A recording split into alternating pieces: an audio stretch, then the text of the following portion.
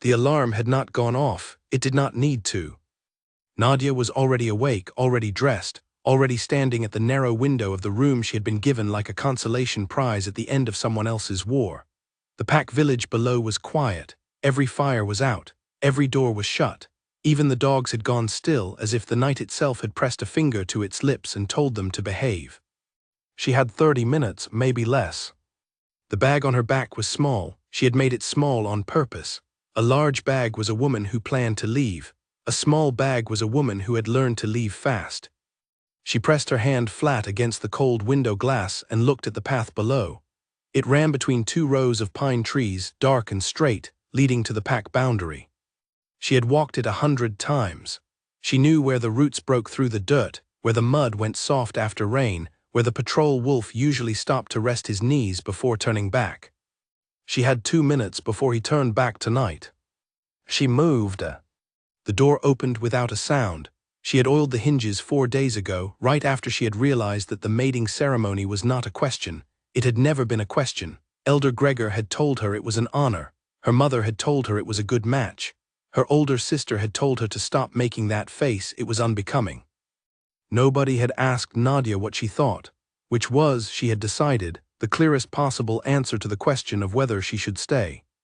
She crossed the hallway in 6 steps and was through the back door in 7. The cold hit her hard. It was the kind of cold that came in late autumn before the first snow, when the air had not yet decided what it wanted to be. She pulled her jacket tighter and moved into the shadow of the wall, staying low, staying close to the stone. Her name was Nadia Cole. She was 23 years old. She was the 3rd-ranked Omega in the Ashford Creek Pack, which was less a title than a way of saying she ranked just above invisible. She was also, as of 6 days ago, the promised mate of Councilman Aldrich Webb, who was 47 years old, who smelled like pipe smoke and old paper, and who had never once looked at her like she was a person. She reached the first row of pines. She stopped, listened. Nothing. The patrol wolf was still at his rest point on the eastern path. She had 40 seconds. She ran. The pine needles were soft under her boots. The cold air went sharp in her lungs. She kept her footfalls quiet, the way her father had taught her when she was small and they used to play chase through the forest behind their old home, before the pack moved south, before he died, before everything rearranged itself into a shape she had not chosen. She ran for the tree line. She ran past the tree line. She kept running. The boundary of the Ashford Creek territory was marked by a low stone wall, old enough that moss had softened its edges. It was not meant to keep people in. It was meant to keep other wolves out. Nadia went over it in 1 step. The moment her second foot hit the ground on the other side, she felt it. A faint loosening in her chest, like a knot that had been pulled too tight for too long, finally slipping free by half a turn. It was not freedom. She knew better than to call it that, but it was something. She did not slow down. The neutral territory began on the other side of the wall and stretched for roughly 4 miles before it hit the border of the next pack's land. She knew this because she had spent 3 weeks quietly learning it, the way you learn the layout of a building when you suspected you might need to leave in a hurry. She knew the width of the neutral strip, and she knew that most wolves avoided it because it belonged to nobody, which meant if anything happened in it, nobody was responsible. She had packed a compass. She had packed 2 days of food, wrapped tight in a cloth bag to keep the scent contained. She had packed a small jar of the herb mixture she had been making since she was 16, crushed pine bark, dried silver root, 3 other things she had learned from a half-blind healer in the Pack 2 territories over who had visited for a seasonal market. The mixture suppressed her scent. Not perfectly, nothing worked perfectly, but well enough for long enough to buy her time. She crushed a pinch of it between her fingers as she ran and rubbed it along the inside of her wrists, the side of her neck, the hem of her jacket. Then she kept moving. The neutral territory was different from the forest she knew. The trees were older here, taller, with roots that pushed up through the ground in long dark ridges like the backs of sleeping animals. The moonlight came through in patches, catching the frost on the leaves and making everything look cold and beautiful and dangerous. She did not think it was beautiful, she thought it was cover. She had been running for maybe 20 minutes when she realized her left boot was rubbing wrong. She ignored it. You could deal with a blister on the other side. You could not deal with being dragged back to a mating ceremony you had not agreed to. She thought about Aldrich Webb and his pipe smoke, and the way he had spoken over her head during the announcement dinner, addressing her mother while Nadia sat directly in front of him. She ran faster. The story of how she had gotten here was not a long one, though it felt long when you were living it. Her pack was small and struggling. The Ashford Creek Wolves had been declining for a decade, fewer young members, less territory, a ranking that had slipped 3 places in the regional council's estimation over the past 5 years. Elder Gregor had been trying to solve this problem the only way he knew how, which was by making alliances, and the only currency a small declining pack had for alliances was its omegas. Nadia was the 3rd-ranked omega, which meant she was 3rd in line. The first had been mated off 2 years ago to a wolf from the northern coast. The second had gone 6 months after that to a pack in the western valleys. Both were gone. Both sent letters home that were polite and said very little. That should have told Nadia everything she needed to know. But knowing and leaving were 2 different things. She had needed time to prepare, time to save what little money she could from the small jobs she picked up, translation work mostly, because she had a gift for languages that nobody in her pack had ever found particularly useful. She had needed time to learn the herbs, to build up a supply, to figure out where she was going. She did not entirely know where she was going, that was the honest truth of it. She was heading generally east toward the city. In the city there were humans, which meant there were places where wolves did not go, which meant there were places where she could be nobody for a while. Being nobody sounded extraordinary. The forest thinned. The ground went softer under her feet and she slowed, picking her way more carefully now. She had been running for nearly an hour. Her legs were steady. She was not a runner by habit, but she had spent the last 2 weeks quietly increasing her distances, rising before dawn to push herself through loops around the outer edge of the pack territory, always staying within the boundary, always coming back before anyone noticed. She was good at coming back. The trick was going to be getting good at not coming back. The moon went behind a cloud. The forest went genuinely dark. Nadia stopped walking. She stood very still and listened. Wind, the creak of branches. Far away, something small moving through undergrowth. And then underneath all of it, something else. A low sound, barely audible, like a frequency the air carried without meaning to. She turned her head slowly. The sound was coming from the north. She looked north. Nothing, trees and darkness. She stood there for another 30 seconds, listening. The sound did not repeat. She told herself it was the wind doing something complicated around a hollow trunk. She started walking again, northeast, keeping the compass in her hand and checking it every few minutes. She was 4 miles into the neutral territory when the ground changed. She felt it before she saw it, the soil going from soft, dark earth to something drier and lighter, the undergrowth thinning out, the pine smell giving way to something colder. She stopped. The line was almost invisible in the dark. A shallow channel cut into the earth, maybe 3 inches wide, filled with something pale. She crouched and looked closer. Salt, mixed with something dry and powdery. She had read about this. Pack boundary markers used by some of the older territories, the ones that had held their land for more than a century. This was not the border of a struggling pack. She looked up from the salt line and realized, with a cold drop of something in her stomach, that she had been going northeast when she should have been going east. She had miscalculated, or the neutral territory was narrower than her information said, or the border had been expanded. She did not know which. It did not matter which.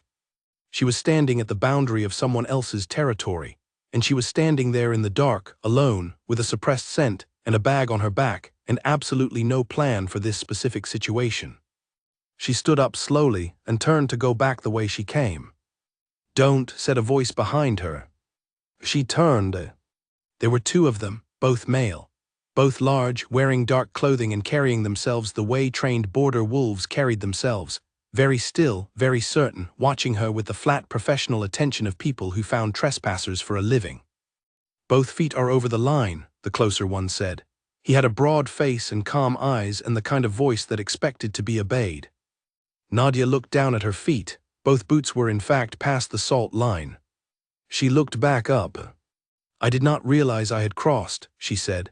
"I was navigating by compass, and I think my information about the neutral territory was wrong." "Your information was right," the second one said. He was leaning against a tree with his arms folded. "We extended the boundary 8 months ago. Then the records I had were out of date." "That is not really our problem," the first one said. "No," Nadia agreed. "I suppose it is not." There was a pause. They were looking at her with that practiced look that border wolves used, the one that was reading her all over, her size, her posture, the bag on her back, the smell of her or the lack of smell, which was itself something to read. The first one's eyes went slightly narrow. "Why do you smell like pine bark?" he said. "I was running through the forest," Nadia said. "At 3 in the morning. I prefer running at night." He looked at her for another long moment, then he reached for the radio on his belt. "Do not move," he said. She did not move. She stood very still in the cold dark at the border of a territory she did not know, at the edge of a mistake she had not planned for, and she breathed slowly and thought about the next 3 moves. The radio crackled. She heard a voice on the other end, distant, flat, official. "We have a trespasser at marker 9, the border wolf said. "Female, single, no visible markings, bag, heavy scent suppression." He paused. "Yes, East Quadrant." Another pause. "Understood." He lowered the radio. "You will need to come with us," he said. She went with them. Not because she had no choice. She had the beginnings of at least 2 choices if she was willing to move fast and if the second wolf was slower than he looked. But she had also just spent an hour in the dark miscalculating distances, and the truth was that she did not know what was on the other side of this forest, and the 2 border wolves were, at least, a kind of information. She walked between them through the dark trees, keeping her breathing even and her hands loose at her sides. She noted the direction they were walking. She noted the spacing of the trees, the slope of the ground. She noted that the first border wolf's left knee clicked faintly when he stepped over roots. She filed all of it away and said nothing and walked. They walked for 20 minutes. The trees grew wider and the ground grew cleaner, and then through the branches there were lights, buildings, the outer edge of a settlement. Nadia looked at the buildings and thought, this is a larger pack than the Ashford Creek wolves, much larger. Then they passed through a gap in the outer wall, and she looked at the size of the compound beyond it and corrected herself. This was not a pack, this was a kingdom. The buildings were stone and wood, and they were old in the way that things were old when they had been built to last, not old in the way things were old when they had been built cheaply and not maintained. The paths between them were wide and clean. There were guards at intervals, standing in pairs, not moving. In the center of the compound, set slightly apart from everything else, was a building that was larger than all the others, its windows dark at this hour except for one room near the top where a single light burned. Nadia looked at the light in the window. She thought, whoever is awake in that room at 3 in the morning is either very dedicated or very troubled or both. She thought, I need to figure out what pack this is. She thought, I need to not let them know that I do not know what pack this is, because not knowing things makes you look like exactly what you are, which is a person running away, and right now I need to look like a person who simply made a navigational error. The border wolf led her toward a low building near the outer wall, a gatehouse, an office. There was a light on inside. He opened the door and held it, and she walked through. Inside there was a desk and a chair and a man behind the desk who was writing something. He looked up when she came in. He had close-cut gray hair and careful eyes, and the bearing of someone who had made a long career out of making quick assessments. "Sit down," he said. She sat. "Name?" "Nadia Cole." "Origin pack?" She hesitated for half a second, long enough for him to notice. "Ashford Creek," she said. He wrote it down. "What brought you through neutral territory at 3 in the morning?" "I was leaving," she said. He looked up from his writing. "Leaving?" "Yes." "Leaving your pack?" "Yes." "Why?" "Personal reasons," she said. He put his pen down. He looked at her with the expression of a man who had heard many things and was deciding where this particular thing fit. "The scent suppression," he said. "You have been using it for a while." "A few years," she said. "Why?" She met his eyes. "Because it makes things quieter." He studied her for a long moment, then he picked up his pen again and wrote something else. "You will stay here until the morning," he said. "Then we will decide what to do with you." "What are my options?" she asked. He looked up again. Something in his expression shifted. Not amusement exactly, something adjacent to it. "You are in someone else's territory at 3 in the morning," he said. "You do not have options, you have outcomes." She nodded once. Understood, she said. He pointed to a second door at the back of the room. Through there is a room with a cot, use it. She stood, picked up her bag, and went through the door. The room was small and clean, and had a single window too high to climb through easily but not impossibly if it came to that. The cot had a blanket, the floor was swept. Nadia sat on the edge of the cot and put her bag between her feet and looked at the wall and thought very carefully about what happened next. She did not sleep. Outside the window the night pressed on. Somewhere in the compound a wolf changed positions on his patrol. Somewhere above her, in the large building with the stone walls and the single lit window, someone was still awake. She did not know whose territory this was. She would find out in the morning. She pulled her knees up and wrapped her arms around them and listened to the silence. At some point, without meaning to, she closed her eyes. When she opened them again, it was light. The door opened and the gray-haired man came in with a cup of something hot and set it on the small table by the cot without a word. She sat up. He did not look at her differently in the daylight. He looked exactly the same, precise, contained, efficient. "Someone is coming to speak with you this morning," he said. "Who?" she asked. He picked up the empty tray from the night before and turned toward the door. "Someone you should be respectful to," he said. He left. Nadia looked at the cup of tea. She picked it up and drank it and waited, and the morning came through the high window in a single pale bar of light, and somewhere outside a wolf pack was waking up around her, and she was sitting in the middle of it in a room that was not her room, in a territory that was not her territory, trying to calculate what kind of someone required that kind of warning. The answer, when it came, walked through the door like it already owned the room. Which, as she was about to discover, it did. He was not what she expected. She did not know what she had expected exactly. Power tended to dress itself up. Power liked to be announced, heavy rings, thick chains, clothing that said, "Look at how much I have," before a single word was spoken. She had seen that kind of power at regional council meetings, the ones Elder Gregor had taken her to twice, because she could translate 3 dialects and he could not. This was different. The man who came through the door was tall, not in the way that was meant to intimidate, just in the way that happened when your body had settled into what it was and you had stopped apologizing for the space it took. He wore dark clothing, nothing decorated, nothing that shouted. His hair was dark and short and he had not shaved that morning. He looked like someone who had been awake for a long time and had made peace with it. He looked at her. She looked back. "You crossed our eastern border at marker 9, he said, 3:42 this morning. "Yes," she said. "By compass." "Yes."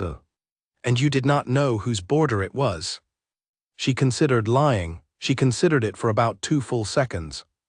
"No," she said, "I did not." He was quiet for a moment, not the silence of someone who had nothing to say, the silence of someone who was deciding what to do with what they already knew. "My name is Caius," he said. "Caius." She knew the name. She had heard it, she realized, in pieces at the council meeting 3 years ago, in a conversation her mother had with Elder Gregor that she had half listened to while doing something else, in the low murmur of packmates talking about things that seemed distant and therefore safe to talk about. King Caius of the Ridgefall Kingdom. The largest pack territory on the continent, which had not been called a pack for 2 generations because it had grown too large for that word to hold it. The man standing in front of her was the Alpha King. She kept her face very still. "Nadia Cole," she said, "Ashford Creek." "I know," he said, "Bernard told me." Bernard was apparently the gray-haired man. She filed that away. Caius moved to the chair on the other side of the small table and sat down, not across from her in a way that was meant to be formal, just sat, like a person sitting, resting his forearms on his knees and looking at her with the same directness he had had from the moment he walked in. "Why were you leaving your pack in the middle of the night?" he said. "I did not think daytime was a good option." "Why were you leaving at all?" She looked at him. "I had a reason." "I am sure you did. What was it?" She thought about Aldrich Webb and his pipe smoke, and the way he had read the mating contract aloud at the announcement dinner while she sat next to him, being invisible. "There was an arrangement," she said. "I did not agree to it." Something in his expression shifted, very slightly, just the small adjustment of a person who has received information that they are now setting alongside other information they already had. An arranged mating, he said. Yes. Against your wishes. Yes. He was quiet again. She noticed that he did not fill silences with noise the way many people did. He let them sit. She found that she did not mind it, which surprised her, because silences in other people's company usually made her want to say something just to end them. How long had you been planning to leave? He asked. 3 weeks, she said. You are very prepared for someone who got the wrong border. I had wrong information about the neutral territory. The boundary was extended 8 months ago. It was. My records were out of date. They were, he said, but that is actually beside the point. She waited. The point, he said, is that you are an Omega from the Ashford Creek Pack, sitting in my gatehouse, which is inside my territory, which means you are technically under my jurisdiction right now. And the Ashford Creek Pack is going to notice you are gone very soon if they have not already. And when they do, they will contact the regional council, and the regional council will contact me, because I border neutral territory, and they will want to know if I have seen you. He said all of this without raising his voice, without any particular emphasis, just laid it out like a map she needed to look at. And what will you tell them? Nadia asked. He looked at her steadily. That, he said, depends on what I find out in the next few hours. He stood, he was tall standing. She had noted it before and she noted it again, not with any particular failing, just as a fact about the room. You will be moved to better rooms, he said. You will have access to a washroom and a meal. Bernard will come to you in an hour. He will need more information about your route and your intentions going forward. And after that, she asked. After that, he said, we will decide. He moved toward the door. You should know, Nadia said, and she was not entirely sure why she said it, that I am not going back. Whatever you decide, I am not going back to Ashford Creek. He stopped at the door. He did not turn around immediately. When he did turn, his expression was thoughtful, not surprised, just thoughtful. That is a very clear position, he said. I wanted to be clear, she said. He looked at her for one more moment. Then he left. She sat on the cot for a full minute after the door closed. Then she reached into her bag and checked that the herbs were still secure, and she checked the compass, and she looked at the high window where the morning light was still coming through in that single bar, and she thought, you are inside the Ridgefall Kingdom. You spent 3 weeks planning an exit and ended up in the largest packed territory on the continent in a gatehouse with a man who has very steady eyes and apparently the authority to decide what happens to you. She thought this is not what the plan was. She also thought, before she could stop herself, he did not look at her the way Aldrich Webb had looked at her. She pushed that thought down hard. It was not useful. She put it away. Bernard came in 30 minutes later, not an hour. She had the impression that Bernard moved on his own schedule and told other people what it was afterward. He had a notebook and 2 cups of tea and a manner that was entirely businesslike and somehow not unkind. They talked for 2 hours. He asked her about Ashford Creek, about the route she had taken, about the contents of her bag, about the herbs. He asked about the arranged mating with a tone that was neutral and careful, and she answered in the same tone, because Bernard struck her as the kind of person who rewarded honesty with efficiency and punished evasion with inconvenience. She told him most of the truth, not all of it. There were some parts of herself she kept in the interior, parts she had learned to keep there because the world outside did not generally handle them with care. After the 2 hours, he stood and collected his notebook. There is a room prepared in the east wing of the main hall, he said.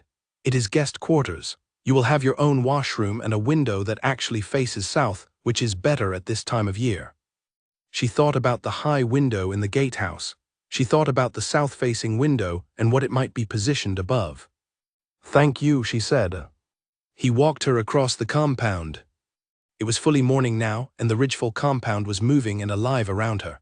Wolves on their way to various responsibilities, a group of younger ones in some kind of training drill in the far courtyard, 2 women carrying crates out of what looked like a storage building. Everyone moved with a kind of purpose she had not seen in the Ashford Creek Pack for a long time, the purpose of people who were part of something that was not currently in decline. She looked at all of it and kept her face neutral and stored it away. The main hall was exactly as large as it had looked from the gatehouse. Inside, the ceilings were high and the walls were stone, and there were wide corridors with natural light coming in from long windows on the eastern side. It smelled like wood and something warm she could not immediately identify. The room in the east wing was larger than her room back in Ashford Creek had been. The bed was a real bed, not a cot. The window was large and faced south and looked out over a garden that had been put to bed for the coming winter, its beds covered in dark mulch, its trees trimmed back to their shapes. Bernard showed her where things were, said someone would bring a meal within the hour, and then paused at the door. "One thing," he said. She looked at him. "You said you are not going back," he said. "That is right." "Then you need somewhere to go," he said. "Think about where that is. It will help things move faster." He left. Nadia sat on the edge of the very good bed and looked at the south-facing window and thought about where she was going. She had an aunt, her mother's sister, a woman who had left the pack 2 decades ago and was not spoken about at home with any warmth. She lived in a city 400 miles east. She had sent Nadia a single letter years ago with an address on it and 2 sentences. "If you ever need somewhere, this is where I am. I mean it." Nadia had kept the letter inside the cover of a book she carried everywhere. She reached into the bag and took out the book and opened the cover. The letter was still there. She pressed it flat with her palm and read the address. She had a destination. She had always had a destination. She had just not told anyone because destinations were things that could be taken from you if the wrong people found out. She folded the letter back and put the book away. Outside the window, the winter garden sat quiet in the pale morning light. Somewhere in this building, in this compound, the Alpha King was doing whatever Alpha Kings did with their mornings, managing something vast, making decisions with that steady voice of his. She wondered what he had decided about her. She found, to her irritation, that the wondering was not entirely unpleasant. She pressed it down again. She was good at pressing things down. She had had a lot of practice. She looked at the garden and waited for her meal and thought about 400 miles, and about her aunt's address, and about the kind of life that might be possible at the end of a very long walk east. The meal came. It was better than she expected. She ate all of it. An hour later, Bernard returned. "King Caius would like to see you again," he said, "when you are ready." She stood and smoothed her jacket. "I am ready," she said. She was not ready. She was as ready as a person could be when they were standing in someone else's kingdom, wearing borrowed time like a coat that did not quite fit, about to have a conversation that would decide the shape of the next part of their life. She walked through the corridor beside Bernard, past the long windows and the stone walls, and she kept her breathing even and her hands loose, and she did not let herself think about anything except the next step. The next step was a set of wide stairs at the center of the hall. The next step after that was a corridor on the upper floor, longer and quieter than the one below. And the next step after that was a door, open, leading into a room where a man was standing at a window looking out at the compound below, his back to her, his hands clasped behind him. He turned when she came in. "Close the door," he said. She closed it. He looked at her, she looked back. Neither of them said anything for a moment. Then he said, "There is a problem." She waited. "The Ashford Creek Pack contacted the regional council at dawn," he said. "They are requesting a search through neutral territory and any bordering domains." "They want me back," she said. "Yes, and—" He was quiet for a beat. "And I received the request, which means I am required to respond to it." "What are your options?" she asked. It came out almost exactly the way she had asked it in the gatehouse. She had not planned that, it just came out that way. Something moved through his expression, not quite amusement, something close to it. "My options," he said, "are to confirm your presence and return you to their custody, or to deny that I have found you and let you leave quietly through the eastern gate." She looked at him very carefully. "Why would you do the second one?" she asked. He held her gaze. "Because arranged matings without consent are not something the Ridgefall Kingdom practices or endorses." A silence dropped into the room. "That is a political position," she said. "Yes," he agreed. "Not a personal one." He looked at her for a moment without answering. Then it is both. She did not know what to do with that. She filed it away with the other things she was collecting about this man who said less than most and seemed to mean more than all of it. If I leave through the eastern gate, she said, where does that put you with the council? It puts me in a position that requires some explaining, he said, which I am capable of handling. And me. It puts you on a road going east, he said. Which is where you want to be. She looked at him, he looked at her. Something felt like it was balancing, very carefully, on a very thin point. The eastern gate, she said, when? This afternoon, he said. After the council search window has closed, they will have checked neutral territory by then. They will not be expecting you to come through here. She nodded once. He nodded back. She turned toward the door. Nadia, he said. She stopped. She turned. He was still standing at the window, still watching her with that steady look that gave nothing away, except that something was, in fact, there. Wherever you are going, he said, be safe. She held his gaze for one more second. I always am, she said. She went out. She walked back down the corridor and down the stairs and through the hall and back to her room, and she sat on the very good bed and looked at the south-facing window and breathed very carefully in and out. She thought, he is going to let you go. She thought you should feel only relief. She felt relief. There was something underneath the relief that she refused to name, because naming it would make it real, and making it real would be the most careless thing she had done in a week that had already contained several careless things. She stayed on the bed until Bernard came for her in the early afternoon. She picked up her bag, she followed him. She did not look back at the room. She did look once at the window of the upper floor as they crossed the compound toward the eastern gate. The window was empty. She looked away and kept walking. The gate opened. The road beyond it stretched east, pale and cold and long. She put one foot in front of the other and then another, and then she was through the gate and on the road and moving. Behind her the gate closed. Ahead of her the road went on. She walked. She had been walking for 3 hours when her left boot finally decided to make the blister a real problem. She stopped beside a fallen log at the edge of the tree line, sat down and took the boot off. She had a small roll of cloth wrap in her bag. She had, in fact, packed for a lot of eventualities. She had just not packed for the eventuality in which she spent a night in the gatehouse of the most powerful packed territory on the continent, and had a conversation with its king that she was still, 3 hours later, failing to fully set aside. She wrapped the blister, she put the boot back on. She looked at the road ahead, and the trees beside it and the gray sky above everything. She thought about Aldrich Webb, who was probably furious. She thought about Elder Gregor, who was definitely furious. She thought about her mother, who was probably more furious than either of them, but not for any reason that had to do with Nadia specifically, more to do with the difficulty of her own position and how Nadia had just made it harder. She thought about the way Caius had said, wherever you are going, be safe. She stood up and kept walking. By the time the light began to go out of the sky, she had covered 9 miles from the eastern gate. The road had taken her through a small valley and back up the other side, and she was now on a ridge with a view that, in better weather and better circumstances, would have been worth looking at. She found a spot where 2 large rocks made a natural shelter on 3 sides and set up a very small camp. Not a fire. Fires were visible. She ate from her pack, drank water, checked her compass again, calculated the distance to the next town. 2 days, maybe less if the road held. She lay down in her sleeping roll and looked up at the gap of sky between the rocks and thought, you are out. You are free, you are on the road you chose.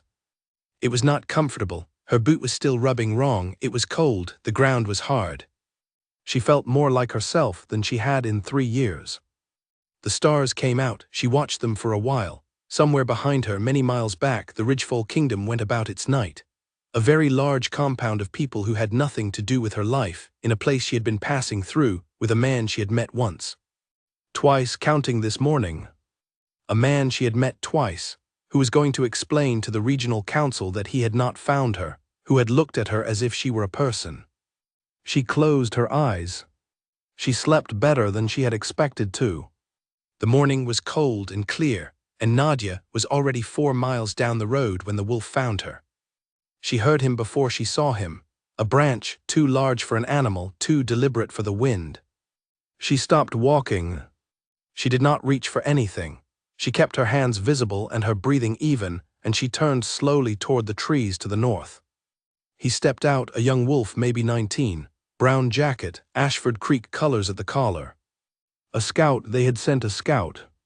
He looked at her and she looked at him, and for 3 full seconds nothing happened. Then she turned around and walked faster. "Nadia," he called, "you have to come back." "I do not," she said.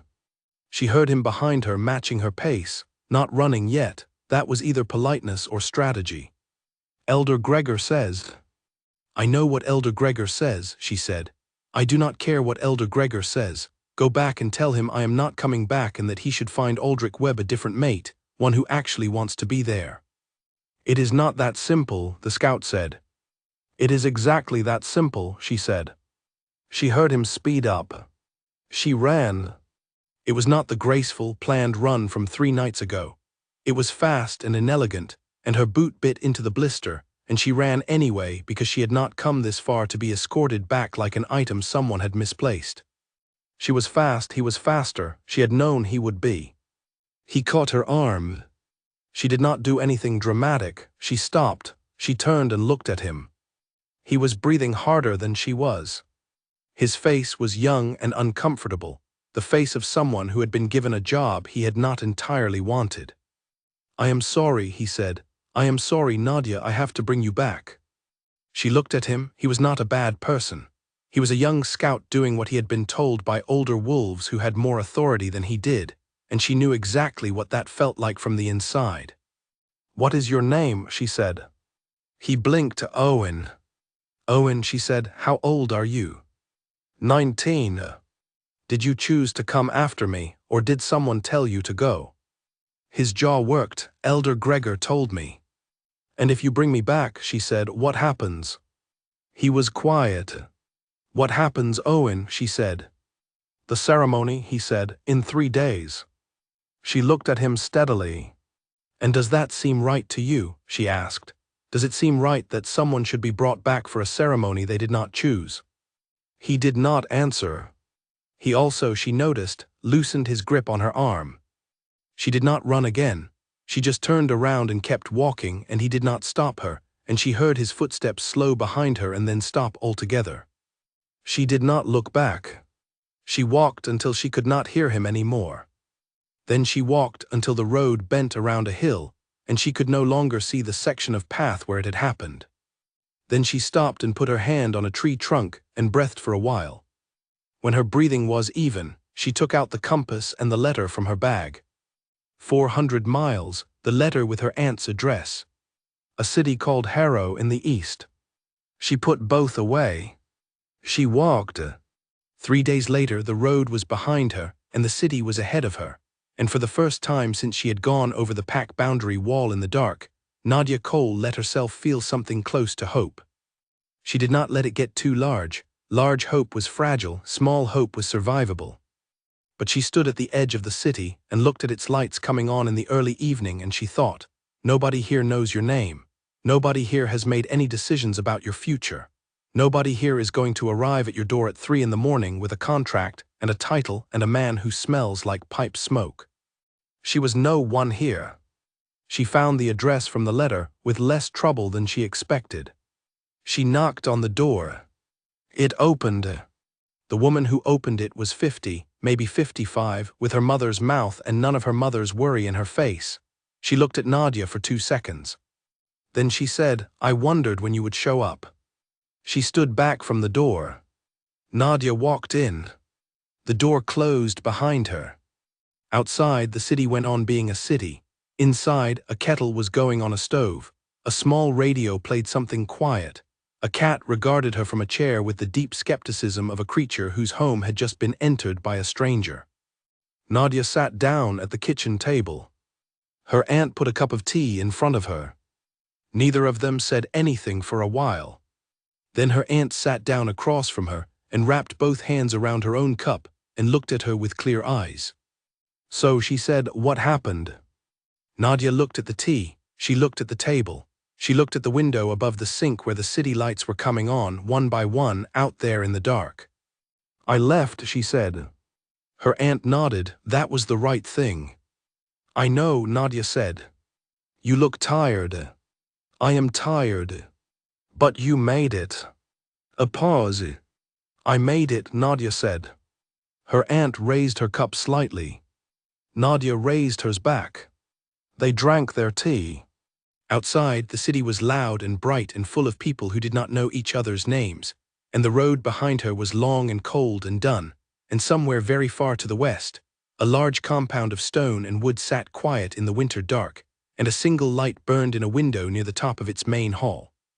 Nadia did not think about that light. She drank her tea. She thought about tomorrow. The city of Harrow was not loud the way she had imagined. She had pictured cities the way people who had spent their whole lives in packed territories pictured them, as constant noise, constant motion, a wall of human activity that never stopped.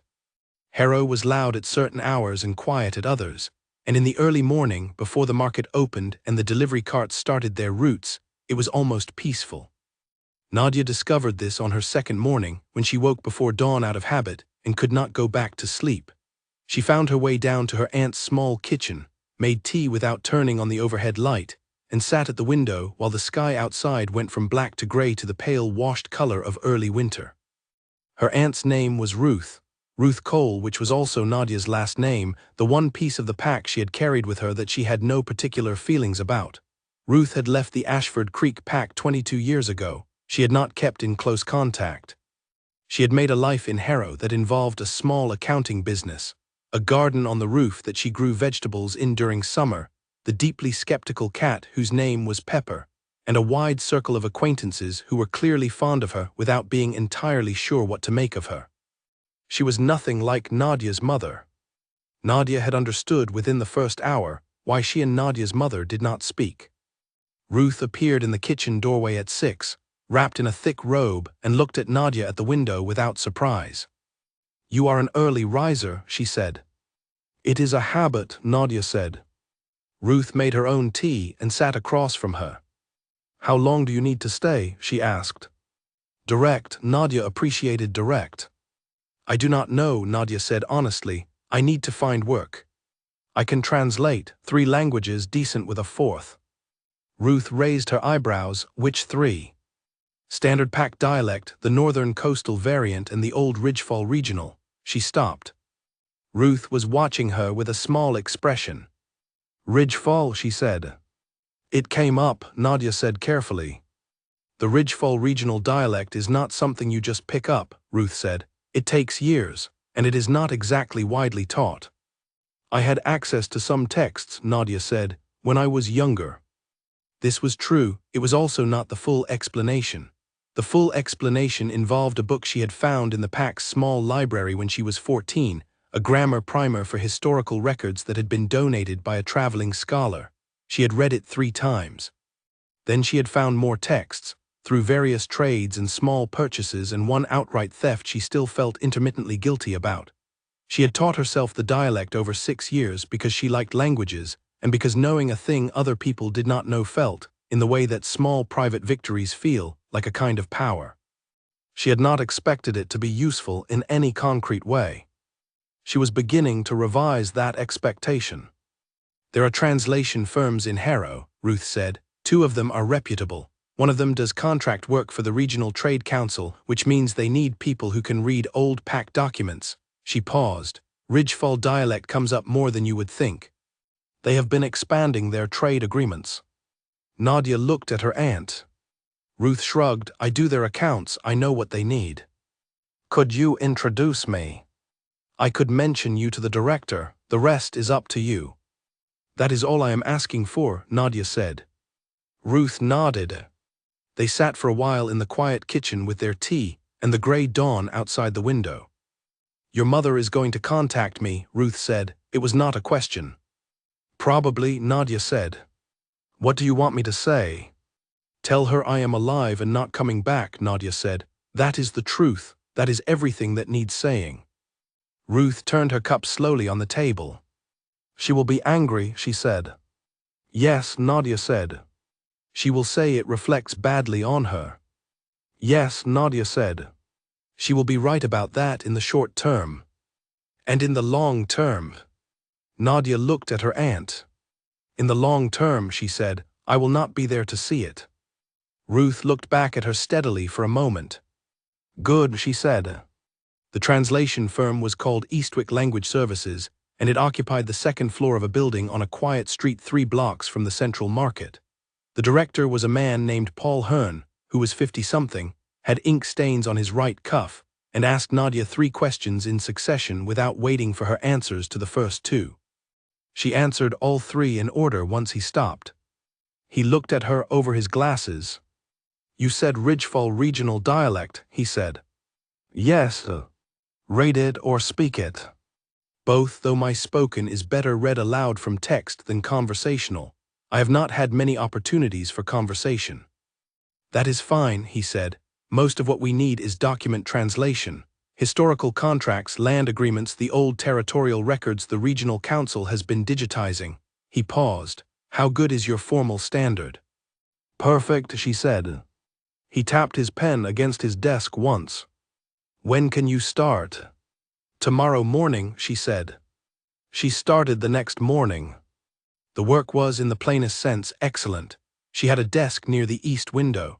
She had a stack of old documents every morning and a blank page, and the very pleasant silence of a room full of people doing careful work. There was a woman named Claire at the next desk, who translated the northern coastal variant, and who brought in a different kind of biscuit every Tuesday, which she distributed without fanfare to anyone who wanted one. There was an older man named Gilbert who translated the Western Mountain dialects, and who made very bad coffee, and offered it to everyone with the confidence of a person who had never once been told the coffee was bad. There was a younger man named Will who did standard pack dialect, and who was, Nadia could see within 48 hours, deeply in love with Claire, who was either very patient with him or genuinely unaware, and she could not determine which. It was good, it was quiet, it was hers. She had been at Eastwick for 11 days when the first contact came. She was sitting at her desk in the morning, working on a land agreement from 60 years ago, when Paul Hearn appeared at the door of the main office and said her name. She looked up. He had an expression she had not seen on him before, something careful. Someone asked about you, he said. Yesterday evening, came to the front door after hours. She kept her face still. Who, she said. She did not give a name, he said. She described you, asked if we had anyone matching your description doing translation work. He paused. I said we did not. Nadia looked at him. You did not have to do that, she said. No, he agreed, but she had the look of someone who had been sent by someone else, and I do not like the look of sent people. If you want to be findable, you can be findable yourself. That is not my job. He went back to his office. Claire passed Nadia a Tuesday biscuit without comment. It was a lemon shortbread. Nadia ate it and thought about who had been sent. It was probably an Ashford Creek contact. Maybe someone Elder Gregor had hired, or maybe someone from Aldrich Webb's side, because Aldrich Webb was the kind of man who did not take a contract being voided without some kind of response. She had expected this, she had prepared for this. She finished the land agreement, she went home to Ruth's house, she told Ruth what Paul had said. Ruth listened. You need your own place, Ruth said. Not because of me, because you need an address that is not mine. I know, Nadia said. I have been looking. She had been looking. There was a small room above a bookshop 2 streets over. The shop owner was a man named Henry who also repaired clocks as a side occupation and kept very odd hours.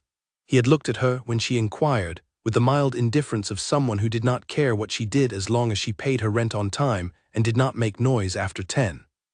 She moved in 4 days later. The room was small. The window looked out over the back alley where Henry kept his delivery boxes. There was a small table, a bed, a shelf. The building smelled like paper and machine oil and old wood. She stood in the middle of it on the first evening. She put her bag down. She stood there for a long time, just looking at the walls. This was hers.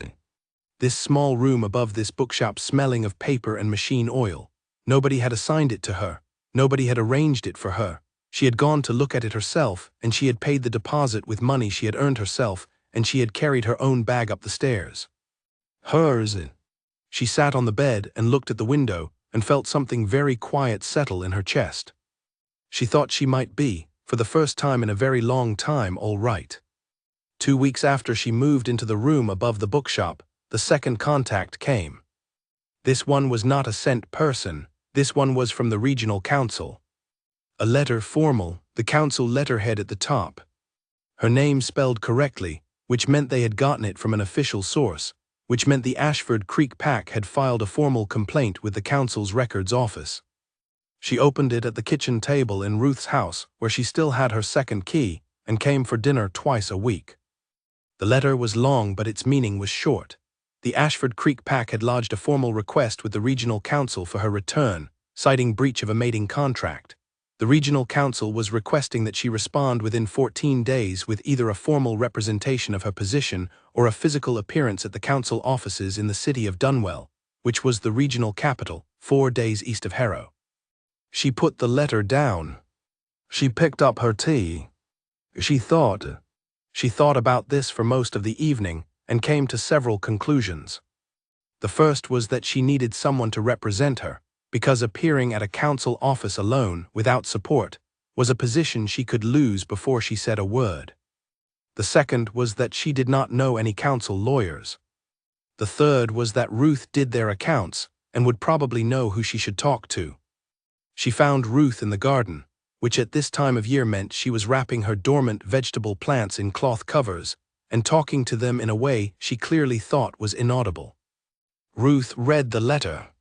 She handed it back. Breach of mating contract, she said. Can they actually enforce that? In some territories, yes, Nadia said.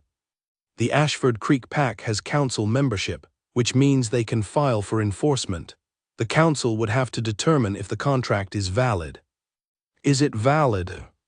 I do not know, Nadia said. I never signed it. I was present when it was announced, but I was not asked to sign.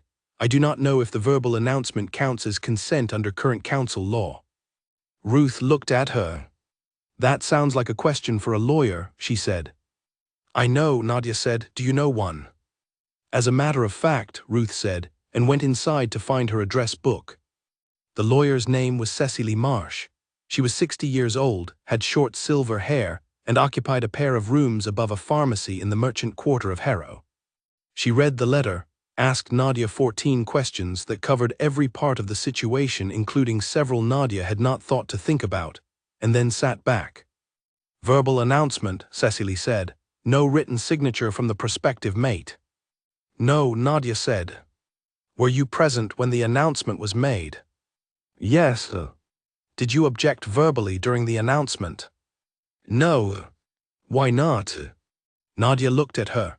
Because there were 40 people in the room and Elder Gregor was the one speaking, and I had been told 3 days before that this was happening, and there was no way for me to object without it being treated as a disruption and probably resulting in some kind of consequence.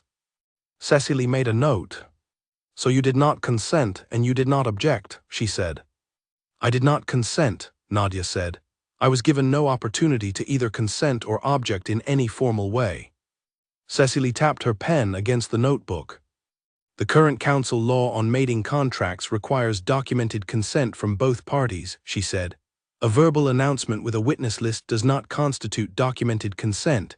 It constitutes a declaration of intent on one side. She paused. They have a weak case. Nadia breathed. However, Cecily said and held up one finger, they have a weak case and they know it, and the Ashford Creek Pack does not have the resources for a long legal fight, which means this is probably pressure. They want you to come back without the expense of actually going through the council. They can want what they like, Nadia said. Cecily looked at her with the expression of someone who found directness refreshing. I will respond on your behalf, she said. I will request clarification on the legal basis of the claim and point out the absence of documented consent. That will take the wind out of it in the short term. And the long term? The long term is that they probably let it go, Cecily said. The pack is too small and too financially strained to pursue this. Someone will eventually tell Aldrich Webb to cut his losses. Nadia thought about Aldrich Webb, about his pipe smoke and his looking over her head at her mother. "All right," she said. "My fee," Cecily said. "Whatever it is," Nadia said, "is worth it." Cecily named a number. It was manageable. Nadia said yes and went home. She climbed the stairs above the bookshop. The room smelled like paper. The window looked out at the alley. She sat at the small table and looked at the shelf where she had started putting books. 3 of them so far, bought from Henry downstairs at the modest discount he gave to tenants without being asked. She thought, you have a room, you have a job, you have a lawyer, you have a cat that regards you with deep suspicion at your aunt's house. She thought, you are, incrementally and imperfectly, building a life. She thought, this is what it feels like, when you do it yourself, this is what it feels like.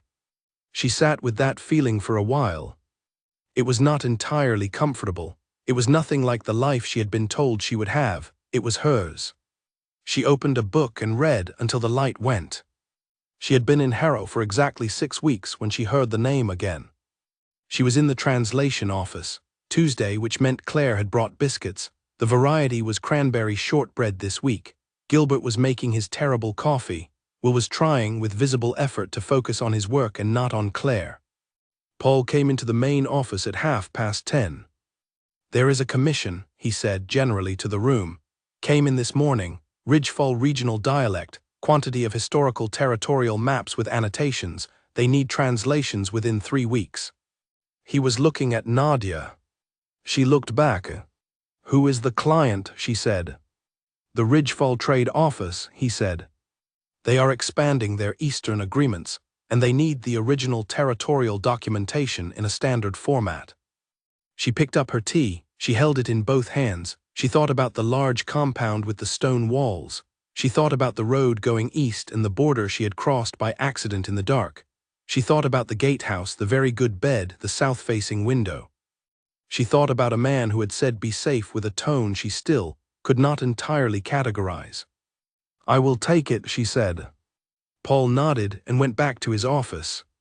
Claire offered her the biscuit plate. She took one. It was very good. The cranberries were tart. She went back to her work. The maps arrived the next morning. They were beautiful in the way that old things made with care were beautiful.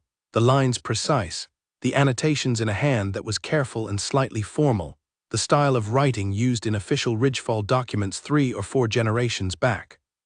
She spread the first one on her desk and looked at it for a moment. It was a map of the eastern Ridgefall boundary, the very boundary she had crossed in the dark 6 weeks ago. She could see the salt line marker position, labeled in the old dialect. She could see the forest. She could see the neutral territory laid out in accurate, honest lines. She picked up her pen. She began to translate. It was good work, absorbing work, the kind that required enough attention that other things receded, which was the best kind of work she knew. She moved through the first map and halfway through the second before she realized it was noon. She went home that evening carrying the good tiredness of someone who had used their mind all day. She made soup in the small kitchen her landlord Henry had technically included in the room, but which was really more of a corner with a hot plate. She ate at the table. She read for an hour. She went to sleep without difficulty, and woke the next morning without the tight feeling in her chest that had accompanied her every morning for years in Ashford Creek. The 6 weeks in Harrow had done something to that tightness, not dissolved it, loosened it. She was still an omega, that did not change. The hierarchy that she existed in, the one that had made her third-ranked and therefore available for trading into a mating arrangement she had not wanted, was still the hierarchy of the world she lived in. She could not unmake it. She had simply removed herself from the part of it that had had her name attached to it without her permission. There was something she had not expected about that removal. She had expected to feel lighter. She did feel lighter, but she had also expected to feel simpler, more resolved, as if leaving would settle all the things that had been unsettled inside her. Instead, she felt more awake, as if leaving had turned up the volume on everything, not just the good things. The work was more absorbing than anything she had done in Ashford Creek. The conversations with Ruth were more real, the city was more present, the small room above the bookshop was more hers. And the things she had been managing quietly for years were also more present, not louder exactly, just closer to the surface. She thought about the light in the window. She thought, stop it. She went to the office. She translated maps. She ate the Tuesday biscuit, which this week was chocolate and sea salt, a boldly experimental choice on Claire's part that turned out to be correct. She had dinner with Ruth. She went home. On Friday afternoon, Paul called her into his office. I heard from the Ridgefall trade office, he said. She sat in the chair across from his desk. The quality of the first two map translations was high enough that they want to expand the commission, he said. They want everything they have in Ridgefall regional dialect, maps, territorial records, the old council minutes from the kingdom's founding period. He put his hands flat on the desk. It is a lot of work. Several months, probably. Full-time contract, which means I would need to restructure your arrangement here. She looked at him. What does that mean? It means I would offer you a permanent position instead of day contracts, he said, with a proper salary. A pause. That is good, she said. Yes, he said. She thought about something. She thought about it for 3 seconds. Paul, she said, the Ridgefall trade office. Is it based in Harrow or in Ridgefall itself? He looked at her. Ridgefall. There is a small branch office here for their eastern operations, but the commission would come through the main office. She nodded. The contact at the main office, she said. Do you know who that is? He flipped a page in his folder. A man named Bernard Cole, he said, head of administrative operations. She very carefully did not react. Bernard with his gray hair and his notebook and his 2 cups of tea and his manner that was businesslike and not unkind. Bernard, who had asked her where she was going and told her it would help things move faster. Bernard, who worked for the Alpha King of Ridgefall. She sat with this information for exactly the time it took her to take one breath and let it out. I will take the permanent position, she said.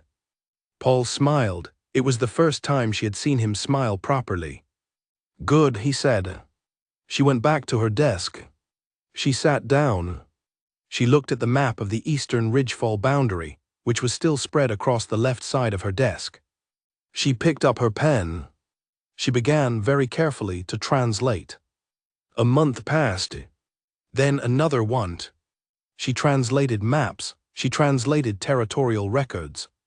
She translated the council minutes from the founding period, which were long and detailed, and revealed that the wolves who had founded the Ridgefall kingdom had strong opinions about drainage systems and a remarkable capacity for disagreement over very minor points of boundary measurement.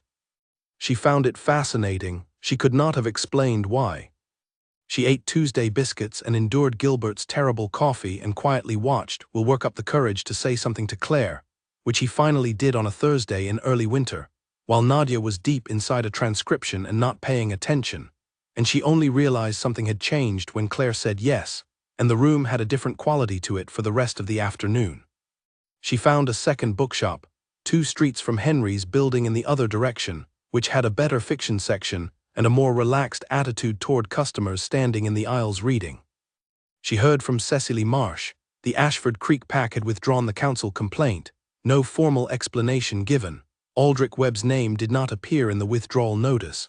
She did not know if he had given up or found another arrangement, and she found, when she looked carefully at her own feelings about this, that she did not much care which. She heard from her mother once, a letter that arrived in the 5th week, and which she read in its entirety before folding it and putting it away. It was full of words about disappointment and reputation and what was owed to a pack that had raised her, and none of it was new and none of it was wrong exactly, but none of it was right either. She wrote back 3 short sentences. I am safe, I have work, I am not coming back. She meant the 3rd sentence as firmly as she had ever meant anything. She did not hear from Ashford Creek again. Winter arrived properly in Harrow. The city pulled on its winter character, heavier coats, steam rising from the market carts, the bookshop windows going foggy in the mornings. Henry put an extra rug in the stairwell. Pepper the cat came from Ruth's house to visit approximately never, which Nadia counted as a sign that she was doing all right.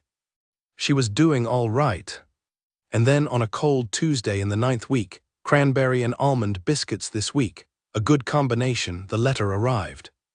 Not a letter, a document packet. Official Ridgefall letterhead, her name on the front, care of Eastwick Language Services. She opened it at her desk. Inside was a brief cover note and several pages of documents. The cover note was in formal standard language, and it was from the administrative office of the Ridgefall Kingdom. It thanked her for the quality of her translation work and requested, if she was available, that she attend a meeting at the Ridgefall compound the following month to discuss an expansion of the translation commission that required in-person consultation. At the bottom, the note was signed, B. Cole, Administrative Operations, Ridgefall Kingdom. Bernard. She looked at the letter for a long time. She looked at the pages of documents inside, which were more maps, more territorial records, more of the careful annotated work that she had been doing for months. She thought about the compound, the stone walls, the high windows, the south-facing room. She thought about a single light burning in a window near the top of the main hall. She thought, you have built something here. It is small, but it is yours. Be careful.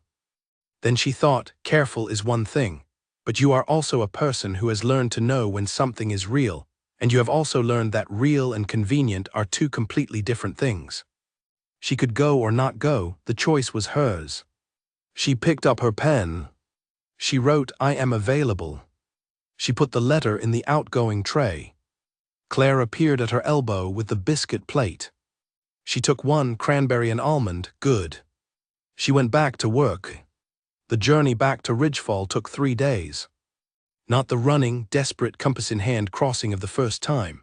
3 days on proper roads, in a coach shared with 4 other travelers, with her bag on the rack above and a book open on her lap, and the winter landscape going by outside the window. She watched the trees change as they went west, back toward the interior. Back toward the old pack lands that she had grown up in the general direction of, not quite belonging to the most central parts of them, always slightly peripheral, which had been its own kind of freedom and its own kind of loneliness.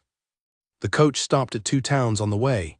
She got out, stretched her legs, ate at whatever was open. She was good at traveling now. She had not been good at it 2.5 months ago. She had gotten good quickly, the way you get good at things when they are what you have. On the 3rd day, the road curved through a low valley and then up a ridge, and when she came over the ridge and looked down into the wide plain below, she saw the Ridgefall compound. It looked different in the daylight, more real than it had seemed in the small hours of that November morning, larger too in the way things are when you see them properly. The stone walls were light gray in the winter sun. There were fires going in visible chimneys, sending up thin lines of smoke. The trees inside the compound walls had lost their leaves. She held the image for a moment. Then the road curved, and it was gone behind the ridge again. An hour later, the coach pulled through the main gates of a town half a mile from the Ridgefall compound. She got out with her bag and thanked the driver and walked to the guest house that the administrative letter had recommended. The guest house was warm and clean. Her room had a window facing west. She washed her face, changed her shirt, and sat on the bed. Tomorrow morning, 10 o'clock, the compound's visitor entrance, Bernard Cole. She looked at the west-facing window and thought about nothing specific for a while. She went to sleep early. She slept better than she expected to, which she was beginning to understand was a thing that happened when she was doing something that felt right, even when right and comfortable were two completely different things. The compound in the morning was just as purposeful as it had been in her memory. She went through the visitor entrance and was met by a young woman who introduced herself as the administrative assistant and led her through a different set of corridors than she had walked before, more businesslike, less grand, the working interior of a large operation rather than the formal face it presented to guests. Bernard was in his office. It was exactly the kind of office Bernard would have, organized, unpretentious, with a wall of shelves that were arranged in a way that looked accidental but was clearly not. He stood when she came in. He looked exactly the same as she remembered. "Nadia Cole," he said. "Bernard Cole," she said. A brief pause. "Not actually related," he said. "Cole is a very common last name in this region." "I know," she said.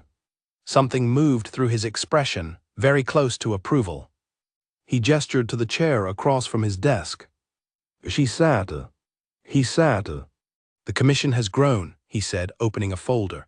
"The original scope was the Eastern Boundary Records. What we actually need is a full inventory of all territorial documents in Ridgefall dialect from the founding period forward, approximately 300 years of material.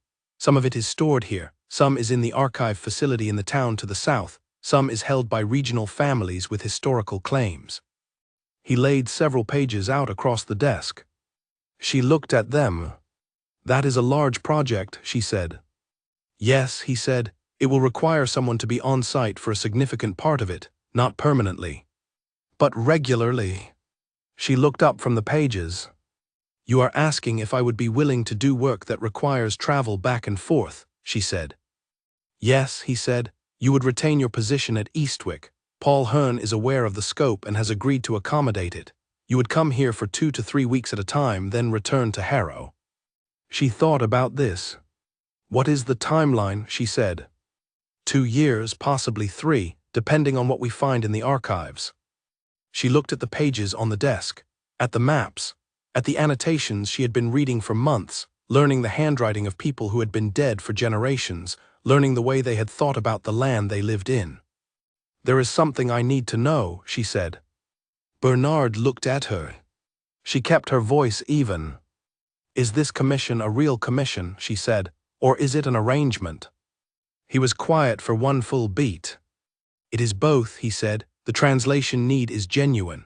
The historical records are in a state that requires proper attention, and the number of people qualified to do this work is very small. He paused. The fact that you are one of them and the fact that you are the translator who took the first commission are not coincidences. She sat with that. Who decided I should take the first commission, she said. Another beat. The directive to select Eastwick language services came from the administrative office, he said carefully. The selection of you specifically came from Paul Hearn, based on your qualifications. She thought about that. She turned it over. And the fact that I am qualified, she said, is that also not a coincidence? Bernard looked at her with the expression of a man who was being very precise. The Ridgefall regional dialect, he said, is not widely taught. The number of people in Harrow who read and translate it at professional level is exactly 1. She nodded. So you did not arrange for me to have the qualifications, she said. No, he said. You arranged for a job that required them. A pause. I located work that required them, he said, and directed it to the right firm. She was quiet. Why, she said. He folded his hands on the desk. Because, he said, the Ridgefall Kingdom has certain values about how people are treated. And because certain information about your situation was available to us. And because there is genuine work that needs to be done, and you are genuinely the right person to do it, and this is not a contradiction. She looked at him. Does the king know I am here, she said. Yes, Bernard said. She breathed in, breathed out. And the meeting this morning, she said, the commission, the arrangement, that is what he decided. Among other things, Bernard said. She looked at the maps on the desk. She thought about the choice. She thought about it honestly, the way she had learned to think about choices when she had enough space from her old life to actually think. She could go back to Harrow, she could do the remote translation work. She could live above the bookshop and eat the Tuesday biscuits and watch Will and Claire and read in the evenings. She could also do this. She could do both. That was what Bernard was offering, she realized, not an either-or, a way to do both. I want to see the archives first, she said. Before I agree to the full scope, I want to see what we are actually working with. Of course, Bernard said. And I want it in writing that the arrangement is professional, she said. Full contractor terms, nothing else. That is already drafted, he said, and pulled a page from the folder. She read it twice. It was exactly what he said it was. She picked up the pen he offered. She signed it. The archives were extraordinary. She spent 4 days looking at them, working through the oldest sections with the care they required, making notes, beginning to understand the scope of what was here. 300 years of a kingdom's record keeping, organized by a system that was partly intuitive and partly historical accident, and the translation work would require not just language skill but historical context, the kind of understanding that built slowly and could not be rushed. She was absorbed in it by the second morning. She was completely absorbed in it by the third afternoon, when she found a set of founding documents that described the original territorial agreements between the Ridgefall Wolves and 3 neighboring territories, written in a formal dialect that was 3 generations older than anything she had translated before, and which required her to sit very still and look at it for a while before she understood the grammatical structure it was using. She understood it eventually. She worked through the first 2 pages of the document slowly, testing her interpretation against the context, adjusting twice. She got it right the 3rd time. She sat back and looked at what she had produced. The sentence she had just correctly translated read, in modern standard, "In the matter of borders, the land does not change because agreements change, but agreements must change to reflect what the land already is." She sat with that sentence for a moment. She thought it was either very wise or very obvious, and possibly both. She wrote it out cleanly in her translation notebook. She moved to the next page. She did not see chaos on any of the 4 days.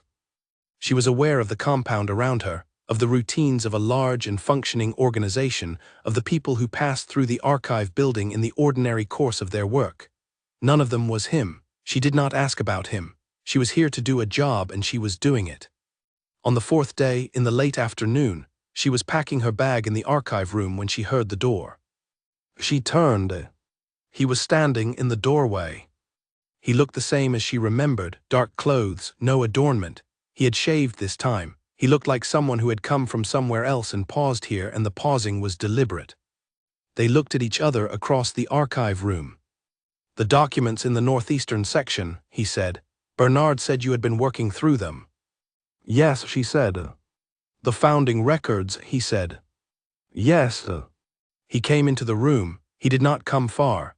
He stopped near the table, keeping a respectful distance, the distance of someone who understood about space and what it meant.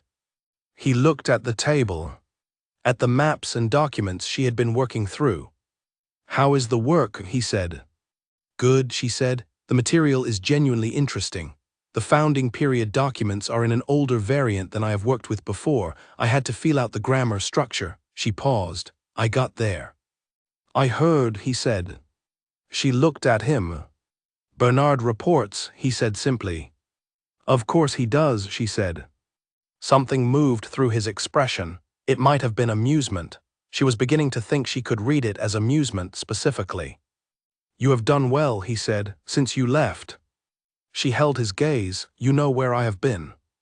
"Bernard arranged the commission," he said. "He knew where you were, yes." "And you did not interfere," she said. "No," he said. "Why?" He looked at her steadily. "Because you left, because you wanted to go, those were good reasons."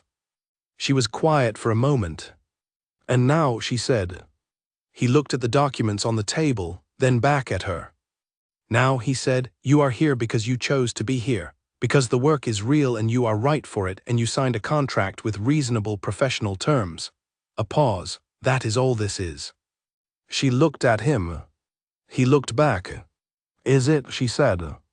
He held her gaze for a long moment. "I do not know," he said, and it was, she thought, the most honest thing anyone had said to her in a long time. She picked up her bag. "I am going back to Harrow in the morning," she said. "I know," he said.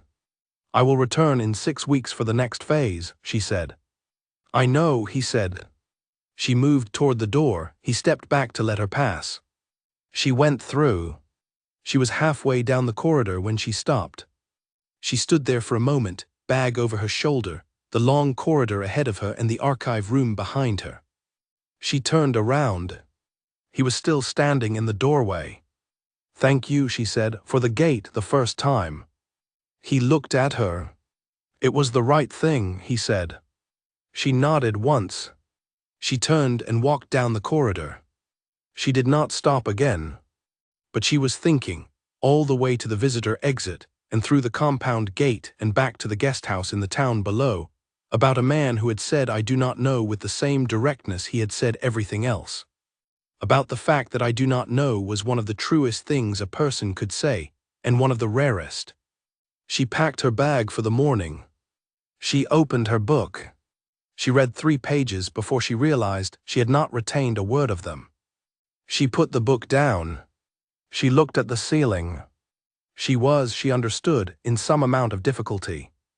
Not the kind of difficulty she had run from, a different kind entirely, a quieter kind, The kind that sat in your chest and did not shout, just pressed gently and constantly, the way water wears its stone, not with force, just with patience. She had not expected this. She thought very clearly, you are going to have to decide what to do with this.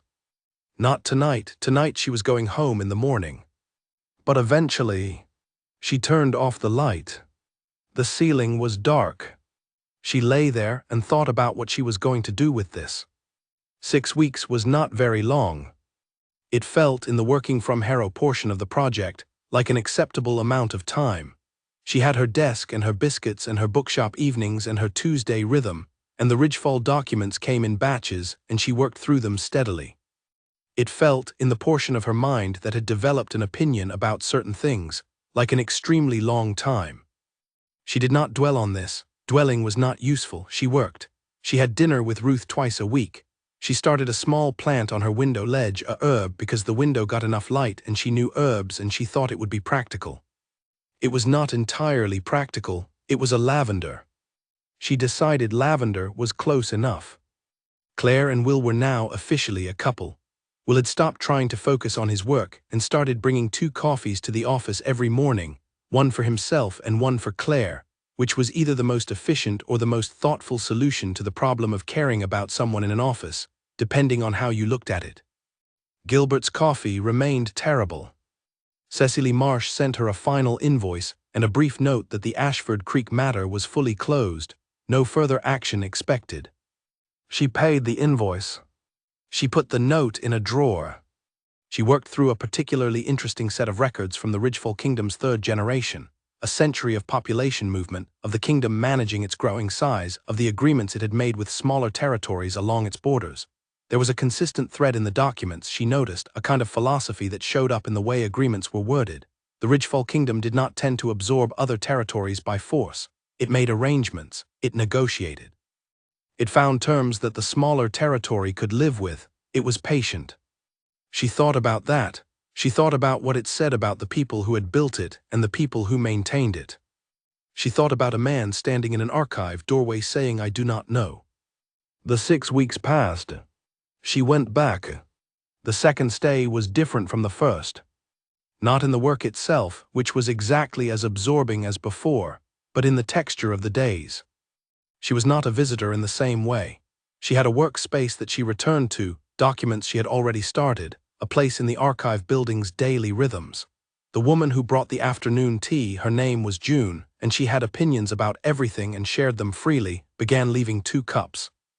Bernard's administrative assistant, whose name she now knew was Caroline, stopped explaining where things were and started just letting her navigate. She fit. It was a strange thing to notice. She had never quite fit anywhere before. Not in Ashford Creek, where she had been too contained, too quiet, too good at languages nobody valued. Not in the very first days in Harrow, when she had been finding her edges. Here she fit, in the archive room, in the rhythm of the work, in the way the compound operated. It was not her territory, it was not her home, but it did not press against her. She saw Caius twice in the first week. The first time was across the compound, when she was going from the archive to the administrative wing to check a reference with Caroline, and he was coming out of a meeting with a group of territorial representatives. He did not see her immediately. She had a full 3 seconds of looking at him before he looked up. His attention caught on her and held, and she lifted a hand, a small acknowledging gesture, and he did the same, and then both of them went back to what they were doing. 3 seconds, she thought. She had been counting, apparently. The second time was intentional on his part. He came to the archive on the 4th day, not to collect anything, not to check anything. He sat in the chair across the big work table from her and asked her what she was working on, and she told him, and he listened, and they talked for an hour about the 3rd generation settlement records, and he knew more about the history than she had expected, which she should not have found surprising but did slightly. When he stood to leave, he said, "There is a section of the Northeast Archive that has been sealed for about 40 years. Nobody remembers exactly what is in it. The lock is on the original key system." He paused. "I thought it might be of interest." She looked at him. "Yes," she said. He nodded. He started toward the door. "Caius," she said. He stopped. He turned. She had not used his name before. They were both aware of it. "The dinner arrangements," she said. In the guest house, the food is good but the hours are limited. She paused. Do the records show whether the compound has a dining option for working guests? He looked at her for one moment. I will ask Bernard to arrange it, he said. Thank you, she said. He nodded, he left. She looked at the door for about 5 seconds. Then she went back to the document she had been working on. The dinner arrangement was confirmed by Caroline before 5. She was welcome from 6 to 8 every evening. She went at 6:30 the first night. The dining room was not a formal space.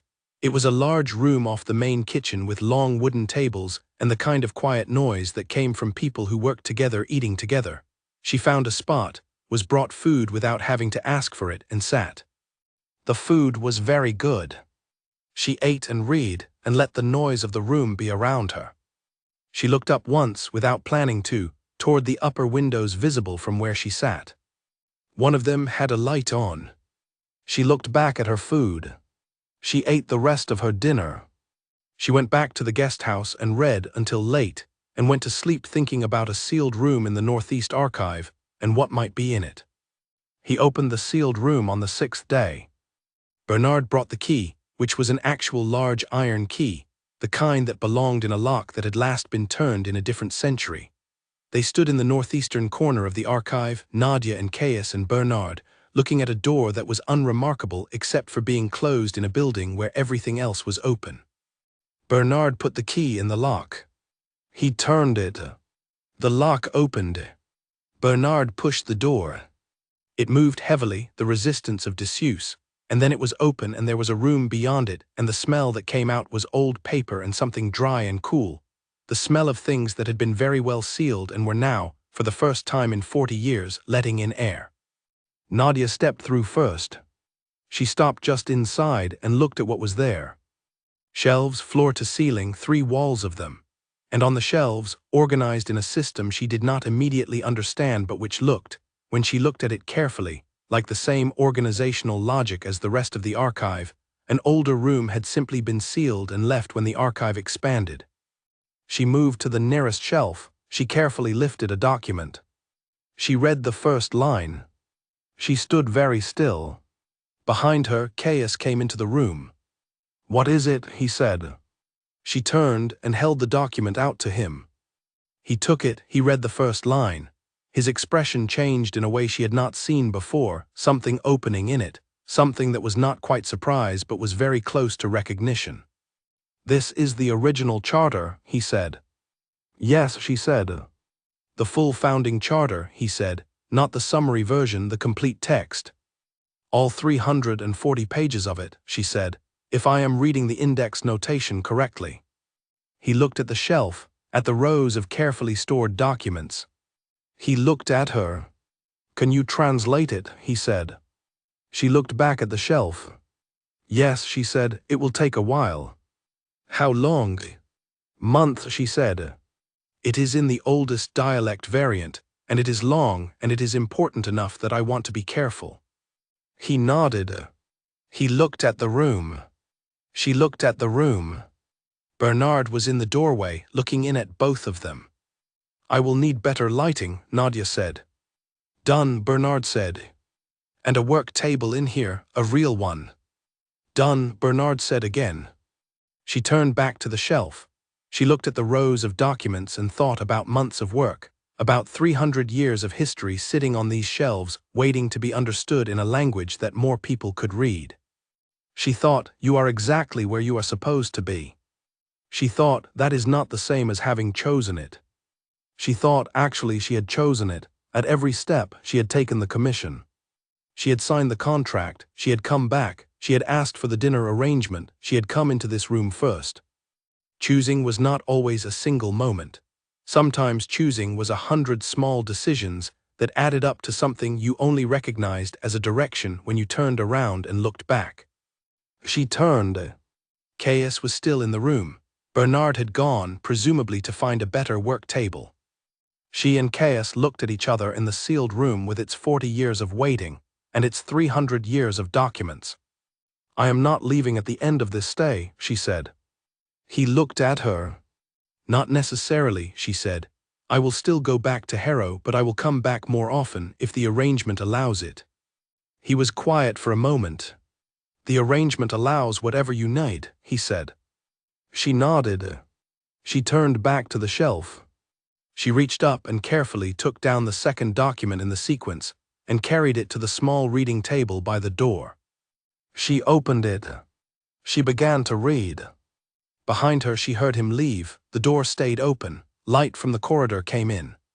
She worked until the afternoon tea arrived, June, with 2 cups, and then she kept working. 3 weeks into the second stay, the Omega cycle came. She had known it was coming. She had the same internal sense she had always had, the body's reliable and inconvenient timing. She had also spent years managing it alone, with the herbs and the preparation and the deep, careful privacy she had built around herself, since she was 17 and old enough to understand what it meant for an Omega in a struggling pack to be visibly in cycle at an inconvenient time. She had the herbs, she had the routine, she had the room in the guest house with a door that locked. What she had not accounted for was that the Ridgefall compound had excellent ventilation. She realized this on the second day, sitting in the archive and working through a document that she was not fully retaining, because something kept pulling at her attention in the way that nothing had been able to pull at her attention in years. A low, persistent awareness that she recognized and had been very successful at managing until right now. The herbs were working. She reapplied them every 4 hours. They were, as they had always been, sufficient.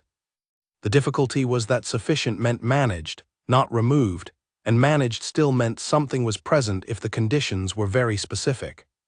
The specific conditions were a large stone building with the kind of draft patterns that circulated air through old corridors in ways that the building's original architects had not been thinking about, and a woman sitting very still trying to translate a document who had made a decision to stop managing things in general, who had been slowly for months lowering walls she had kept very high for a very long time, and who was now discovering that some walls had been doing a lot of structural work.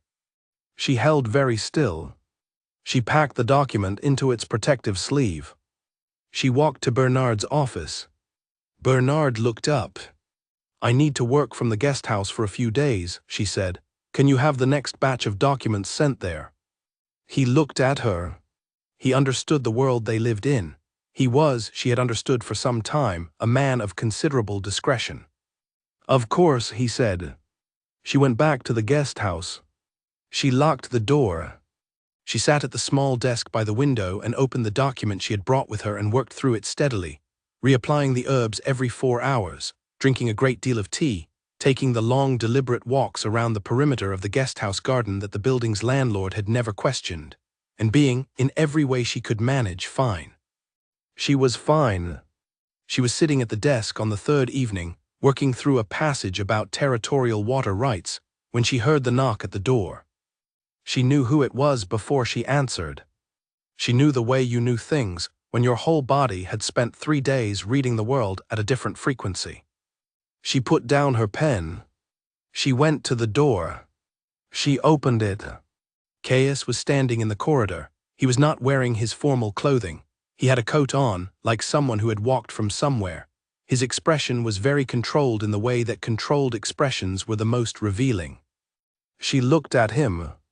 "I walked through the east corridor," he said. His voice was even. "I was not thinking about where I was going." She knew exactly what that meant.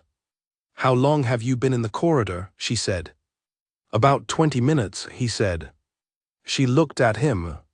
"You stayed in the corridor for 20 minutes, she said. "Yes. Why?" He held her gaze. "Because," he said, "I was waiting to see whether you would open the door." She stood in the doorway and looked at him and thought about choices.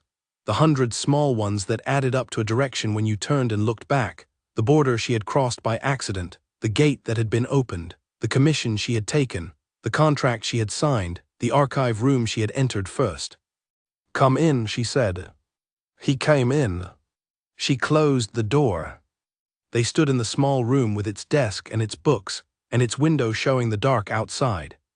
He was not far from her. He was at a careful distance, the distance of someone who was very deliberately leaving everything up to her. "Your wolf," she said, "the first time I was here, Bernard told me." "I know he told you," he said. "I asked him to." You asked him to tell me. Yes. Why? Because, he said, you had a right to know what was happening before any other conversation. She thought about that. That was the political position, she said, from before. Yes, he said. And the personal one. He held her gaze. My wolf is not my whole decision, he said. It is part of it, but I am also a person who has spent 11 years making decisions after losing someone. I do not do things without thinking about what they are.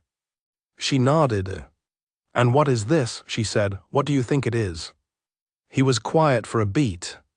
I think, he said carefully, that you came into my territory by accident and I let you leave because that was right. And that you built something in Harrow that is yours and good and that you should keep. He paused.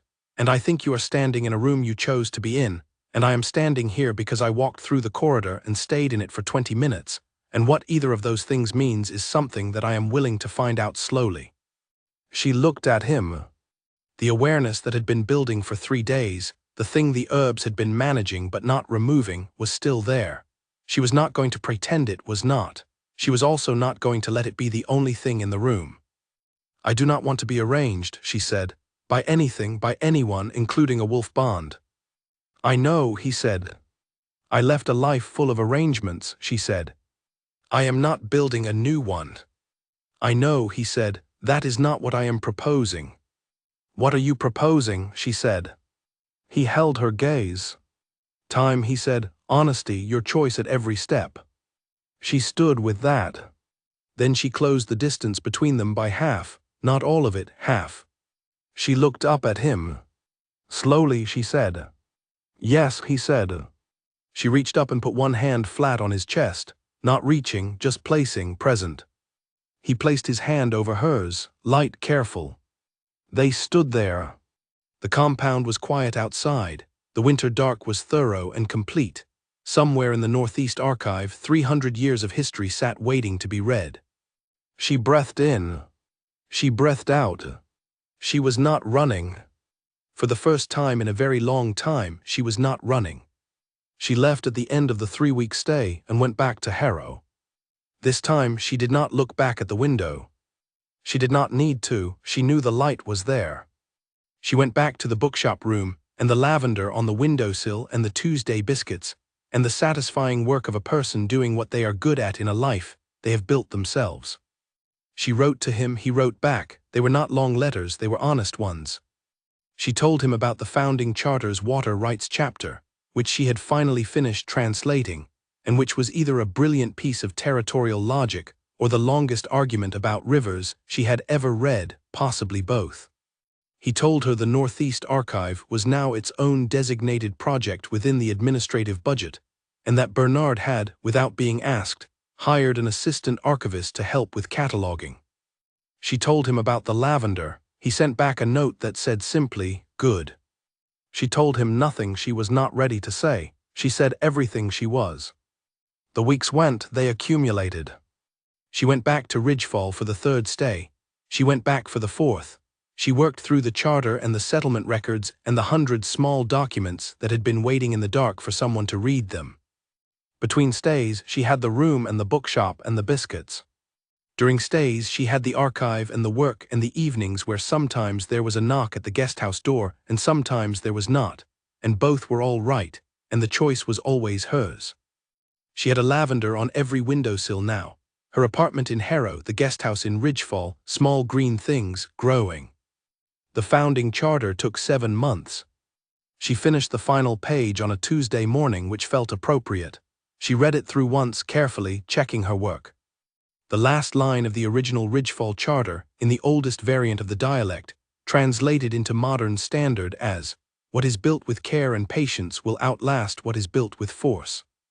She wrote it out. She put down her pen. She sat in the sealed room that was no longer sealed, with the afternoon light coming in from the door she had propped open months ago because she liked the air, and she looked at the completed work in front of her.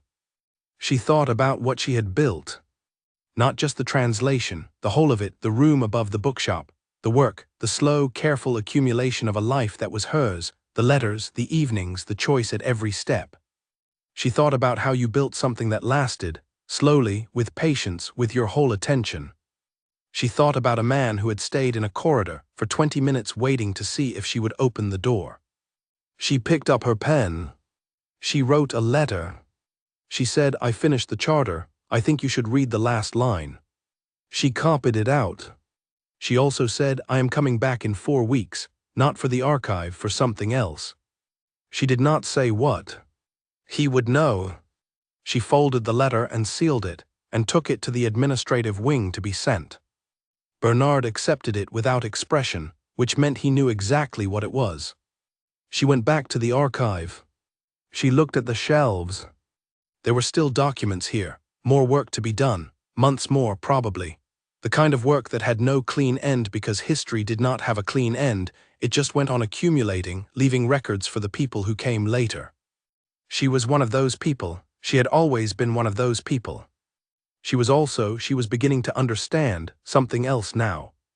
She was a person who had run from one thing and walked toward another. A person who had crossed a border by mistake and then, later, intentionally. A person who had a room above a bookshop and a lavender plant and a wolf who had stayed in a corridor and a kingdom's worth of history in her hands and a letter on its way. She was a person who had chosen this. Every step of it. She was Nadia Cole. She was 23 years old when she went over the wall. She was 24 now, and the age felt different, felt owned, felt like something that had happened to a person rather than to an arrangement. She stood in the archive and looked at the shelves and felt very precisely like herself. The afternoon went on. June brought tea. Nadia drank it. She went back to work. Outside, the compound went about its life, large and purposeful and old and still growing. The east gate stood where it had always stood. The road beyond it went east, past the neutral territory, past the wall she had gone over in the dark, past the forest and the valley and the ridge, all the way to Harrow. The road went west too. All roads went both ways. She had learned that. She had learned a lot of things. She set down her tea and picked up the next document. She began to read. She had been reading for 2 hours when June came back with a second tray. Not just tea this time. A plate of bread and soft cheese and something preserved in a small jar that turned out, when Nadia opened it, to be fig compote. June set the tray on the corner of the table without a word and turned to leave. "June," Nadia said. June stopped. She was a woman of about 50 with strong hands and the comfortable manner of someone who had been doing important work for a long time without anyone making a fuss about it. "Who decides what goes on the afternoon trays?" Nadia asked. June looked at her with an expression that was very carefully neutral. "The kitchen decides what is available," she said. "I decide what gets sent where." "And what made you decide on fig compote today?" June picked up the empty earlier tea tray. "The fig compote is very good this season," she said. "It would be a shame if it went unappreciated." She left. Nadia looked at the jar. She looked at the door. She looked back at the jar. She put a small amount of compote on a piece of bread and ate it. It was, in fact, very good, sweet and slightly sharp at the end, the way good preserved things were. She went back to the document. It was a land use agreement from the kingdom's second generation, the period when the Ridgefall territory had begun to expand beyond its original borders, and the administrative complexity of running something that large had started to require the kind of careful written record that earlier generations had not needed. The language was formal but not cold. She had noticed this throughout the Ridgefall documents, a thread of something practical and considered running through the official language, as if the people writing these documents were not just recording facts, but genuinely thinking about the people those facts would affect. She had worked in enough PAC documents to know this was not universal. Some PACs wrote their official records with the tone of people who expected to be obeyed and did not particularly care what the obeying felt like from the inside. The Ridgefall documents were different. They were the records of people who thought the inside mattered. She filed this alongside everything else she was collecting about this place. By the time the light in the archive shifted to late afternoon, she had finished 4 pages and was 3/4 of the way through a 5th that was proving more complicated than the others, not in the language but in the content, a dispute about water access between 2 territories that had been resolved through a process of negotiation she found herself genuinely interested in. The resolution was elegant. Both parties got what they had originally wanted, reframed through language that made the arrangement feel like an agreement rather than a compromise. She sat back and looked at the page. Someone thought very hard about this. Someone sat in a room a long time ago and turned the problem over and over until they found the framing that made both sides feel that they had won, because making both sides feel that they had won was the only resolution that would actually hold. She thought about her own life, about the arrangements she had been placed inside without her consent, and about the difference between an arrangement that someone imposes and an arrangement that someone builds together with you. The difference was the inside. She finished the page and moved to the next one, and the light went, and June came back for the tray and left the evening lamp burning without being asked. Nadia worked until 8. Then she closed the documents and stacked them carefully and put on her coat and walked back to the guest house through the compound's evening, which was different from its morning, quieter, more contained, the fires going in the windows of the buildings and the paths mostly clear, and the cold air clean and sharp. She thought, walking, about 4 weeks from now. She thought about the letter she had sent. She thought, you are walking towards something, not away from something. Notice the difference. She noticed it. It felt like being on the correct side of a door. She went to bed. She slept. In the morning she was back in the archive before June brought the tea, and the document on her desk was the 6th page of the water access agreement, and the day was exactly what she needed it to be. 3 days before the end of her stay, she ran into chaos in the corridor between the archive and the administrative wing. Not planned, just the compound doing what compounds did, moving people through the same spaces at the same times. He stopped when he saw her. She stopped when she saw him. It was not an awkward stop. It was the stop of two people who have been in correspondence for months and are now standing 3 feet apart in a stone corridor with lamps burning on the walls and the afternoon outside the high windows going gray with early winter. The charter, he said. Done, she said. He looked at her. Bernard showed me your progress notes, he said. The water access section, your interpretation of the framing was different from the previous translations. The previous translations missed a grammatical construction, she said. There is a form in the old dialect that functions as what I would call a collaborative past tense. It implies that the action being described was arrived at jointly, not imposed. The previous translators read it as a standard passive construction. They were not wrong exactly, but they lost the weight of the word. He was quiet for a moment, looking at her with that specific quality of attention he had that was different from most people's attention, which tended to be either absent or performative. His was just present. What does that change? He said. It changes what the document is saying about how the agreement was reached, she said. The previous translation implies the council decided and the territories accepted. The correct translation implies the territories arrived at the decision together and the council formalized it. That is a significant difference, he said. Yes, she said. It matters for how you read the kingdom's founding philosophy. One version says the king decided, the other says the king facilitated.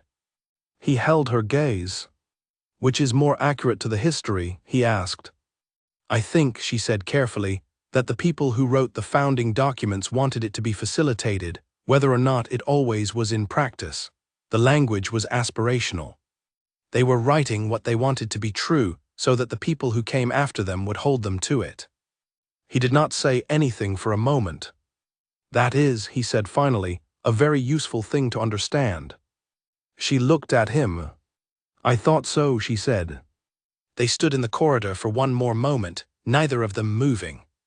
I will see you in 4 weeks, he said. Yes, she said. He walked on, she walked on. The corridor went back to being a corridor. She smiled at the wall for approximately 2 seconds before she got it under control. She went back to work. On the last morning of the stay, Caroline appeared at the archive door with a box. For the journey, she said, and set it on the corner of the work table. Inside the box was a wrapped parcel of provisions for the road, enough for 3 days, packed carefully with the specific items she had mentioned once in passing to June as things she preferred.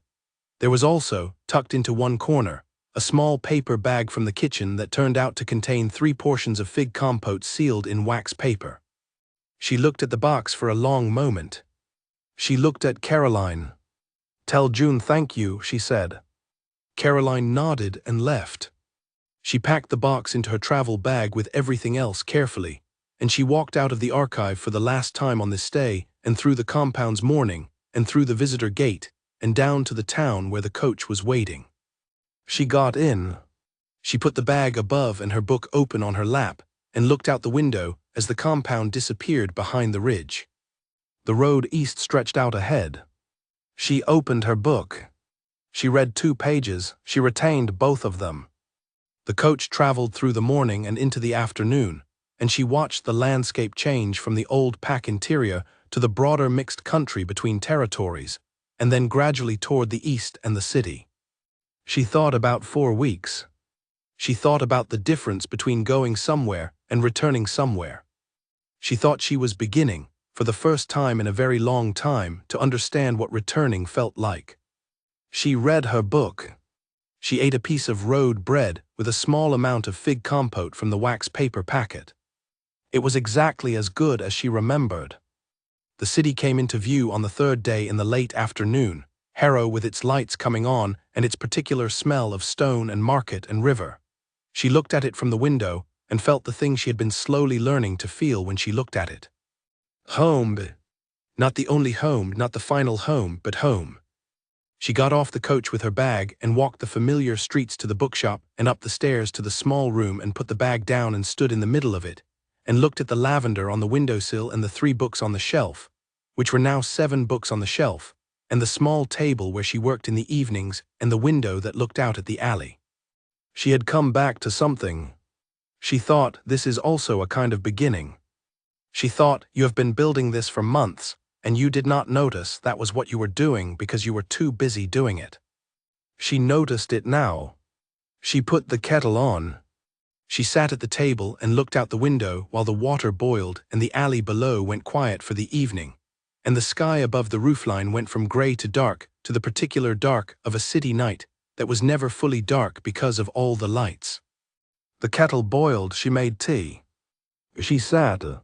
She thought about what came next. She thought about the letter she had sent. She thought, I am coming back in 4 weeks, not for the archive, for something else. She thought, you know exactly what that means. And it is all right that you know exactly what that means. It is, in fact, very good. She drank her tea. She was still Nadia Cole. She was 24 years old and she had a job she was good at, and a room that was hers, and a list of things she was not going to be arranged into by anyone. She was also a person who had walked through a door that had been left open for her by someone patient enough to wait on the other side of it, without assuming she would come through. She thought that was worth something. She thought it was worth quite a lot. She finished her tea. She went to bed. She slept without difficulty, without the tight feeling in her chest that had once been the constant texture of her nights, without the half-listening alertness of someone who had lived for years in a place where the wrong person finding out the wrong thing at the wrong time had real consequences. She just slept. In the morning she went to the office and Claire had brought lemon shortbread, cycling back through the rotation, and Gilbert made his terrible coffee, and Will asked Claire something in a quiet voice that made Claire laugh, and the work was there on her desk and the east window had good light, and everything was as it should be. She opened the first document. She picked up her pen. She worked. In the afternoon she wrote 2 letters. One was a professional update to Bernard on the status of the charter translation and her preliminary notes for the next phase of work. The other was personal and shorter, and not a professional update at all. It said, I have been reading about the founding period water access agreements. I think the person who wrote the resolution for the Millbrook dispute in the 3rd generation was the most interesting political mind in your kingdom's history. I would like to know more about them when I come back. She sealed it and put it in the outgoing tray with the professional letter. She went back to work. 3 days later, a reply arrived. It was brief. It said his name was Edmund Rowe. He served as the 3rd council advisor during the 2nd king's reign. He is buried in the eastern courtyard of the compound.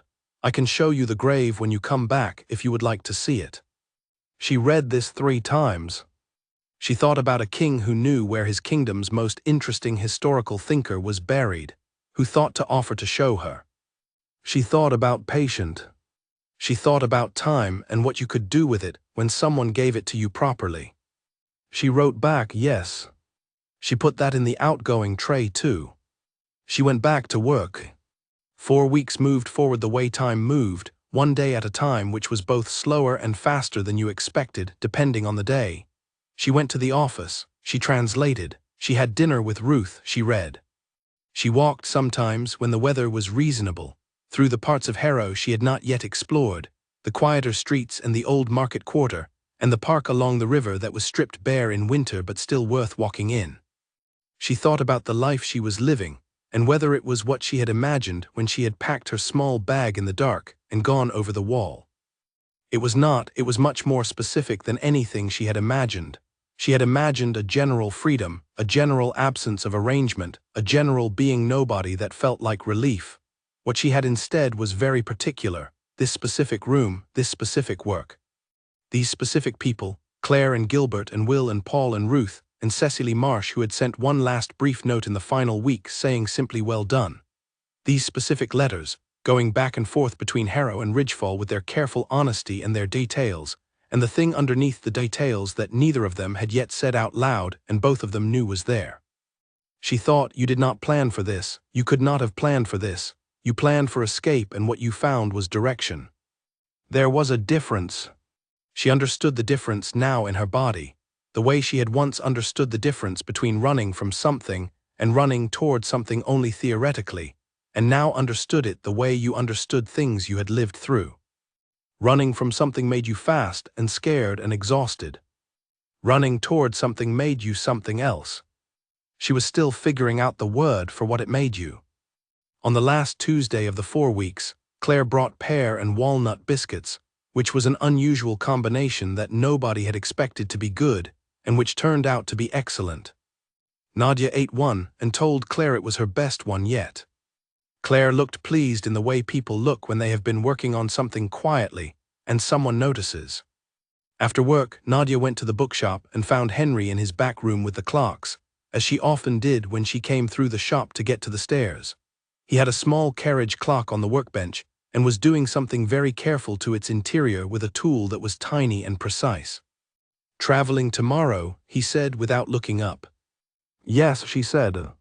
He made a small adjustment. The clock made a very small sound. "You always come back in better shape," he said, "from these trips." She looked at the back of his head. "Do I?" she said. "You come back with better posture," he said, "and you hum sometimes in the mornings. You did not do that before." She had not known she hummed. "Well," she said. "Safe travels," he said, and went back to the clock. She went upstairs. She packed her bag, not small this time, not the bag of someone who had learned to leave fast, a proper travel bag, the right size for 3 weeks with the right things in it. She put the book she was reading in the top. She set the alarm. She looked at the lavender. She went to bed. In the morning she was on the road west before the market opened, and the coach moved through the cold, clear day, and the landscape changed the way it always changed going west, and by the 3rd day the ridge appeared and then the compound appeared below it, and she looked at it from the window with the feeling she had been slowly identifying, and which she had finally, 2 nights ago, let herself name. Coming home. Both of them, the room above the bookshop and the stone walls of the Ridgefall compound.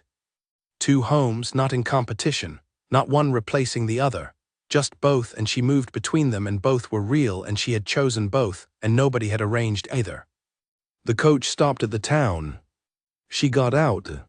She walked to the visitor entrance. Caroline met her. "Welcome back," Caroline said. "Thank you," Nadia said. She walked through the compound. The archive was exactly as she had left it. The shelves were exactly as she had organized them. The work table had a fresh stack of documents from the next section of the founding records.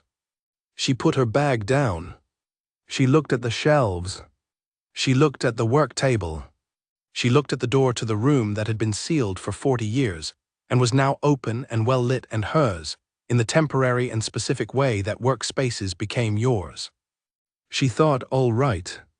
She sat down. She began to work. June brought tea at 3. At 4:30, there was a knock at the archive door. She looked up. Caius was in the doorway. Not from a corridor he had walked through without meaning to, not from across a compound. At the archive door in the late afternoon, looking at her the way he looked at things he was thinking about carefully. "The grave," he said, "if you wanted to see it today." She looked at him. She put her pen down. "Yes," she said. She stood. She went with him. The eastern courtyard was smaller than the main courtyard, more sheltered, with high walls on 3 sides and an old tree in the center that had been there longer than the walls. The graves were modest. The Ridgefall kingdom did not apparently go in for large monuments, just stones cut with names and dates and sometimes a line of something. Edmund Rowe's stone was in the far corner, slightly apart from the others, under the reach of the tree. She stood in front of it and looked at the name and the dates. He had lived a long time. He had served the council for 40 years. The line on the stone read in the old dialect the words she could read without effort now. He built agreement where argument had been. She stood there for a while. Caius stood beside her, not too close, giving her the space the moment required. "Did you find what you were looking for?" he said finally. She looked at the stone. "Yes," she said, "and more than that." She looked at him. He looked back. The courtyard was quiet around them. The old tree moved slightly in the wind. The compound went about its late afternoon business beyond the high walls. Neither of them said anything. Neither of them needed to. She turned back to the stone. He would have liked knowing that someone was reading his work 300 years later, she said. Probably, Caius agreed. He would have liked knowing it was being read carefully, she said. Caius was quiet for a moment. That, he said, would have mattered to him very much. She nodded. She looked at the stone one more time. Then she turned, and they walked back through the courtyard and into the compound, side by side, in the easy silence of people who have learned each other's rhythms enough to not need to fill them. The afternoon went on. The work was there. The doors were open. The lavender grew in 2 windows, one facing east in Harrow and one facing south in Ridgefall, and Nadia Cole moved between them, choosing everything, running toward something rather than away. She thought, as they walked back through the compound in the last of the afternoon light, that Edmund Rowe, who had built agreement where argument had been, would have appreciated the shape of what she was building. She thought he would have appreciated that she was building it herself. She kept walking. The light held for a little longer. Then it let go, the way late winter afternoons let go, all at once and gently, and the lamps came on in the compound windows, and the evening began. She went back to the archive. She picked up her pen. She worked until the light was gone and June came with the evening tea and the lamp already burning, and then she worked a little longer, because the document she was on was interesting, and she was almost through it, and finishing was its own kind of satisfaction. When she finally closed everything and stood and stretched her hands, she was the last person in the archive building. She turned off the lamp. She walked through the dark corridor to the door. She stepped outside. The compound was quiet. The fires burned in the windows. The cold air was clean. She walked back to the guest house. She thought about tomorrow. She thought about all the days after tomorrow. She was not afraid of them. She was, she realized, looking forward to them, which was something she had not been able to say for a very long time. She went inside. She made tea. She sat by the window and looked out at the winter dark. Behind her on the small shelf she had put together in the guesthouse room there were 2 books, the one she was reading and one she had not started yet. Beside the books, a jar. Inside the jar, a cutting from the lavender on the windowsill in Harrow, wrapped in a damp cloth, waiting to be planted. She had not planted it yet. Tomorrow, she thought. She would plant it tomorrow. She drank her tea. She went to bed. The compound went quiet around her. The light burned in the upper window. Outside, the road ran east and west, going both ways at once, the way roads did, and somewhere along it a story that had started with a wall and a dark and a small bag, and a wrong border had found its way to this, to a room with a lavender cutting in a jar and a woman who had stopped running and started choosing. It was not a perfect story, it was a real one. She was living it. That was enough. That was, in fact, exactly right.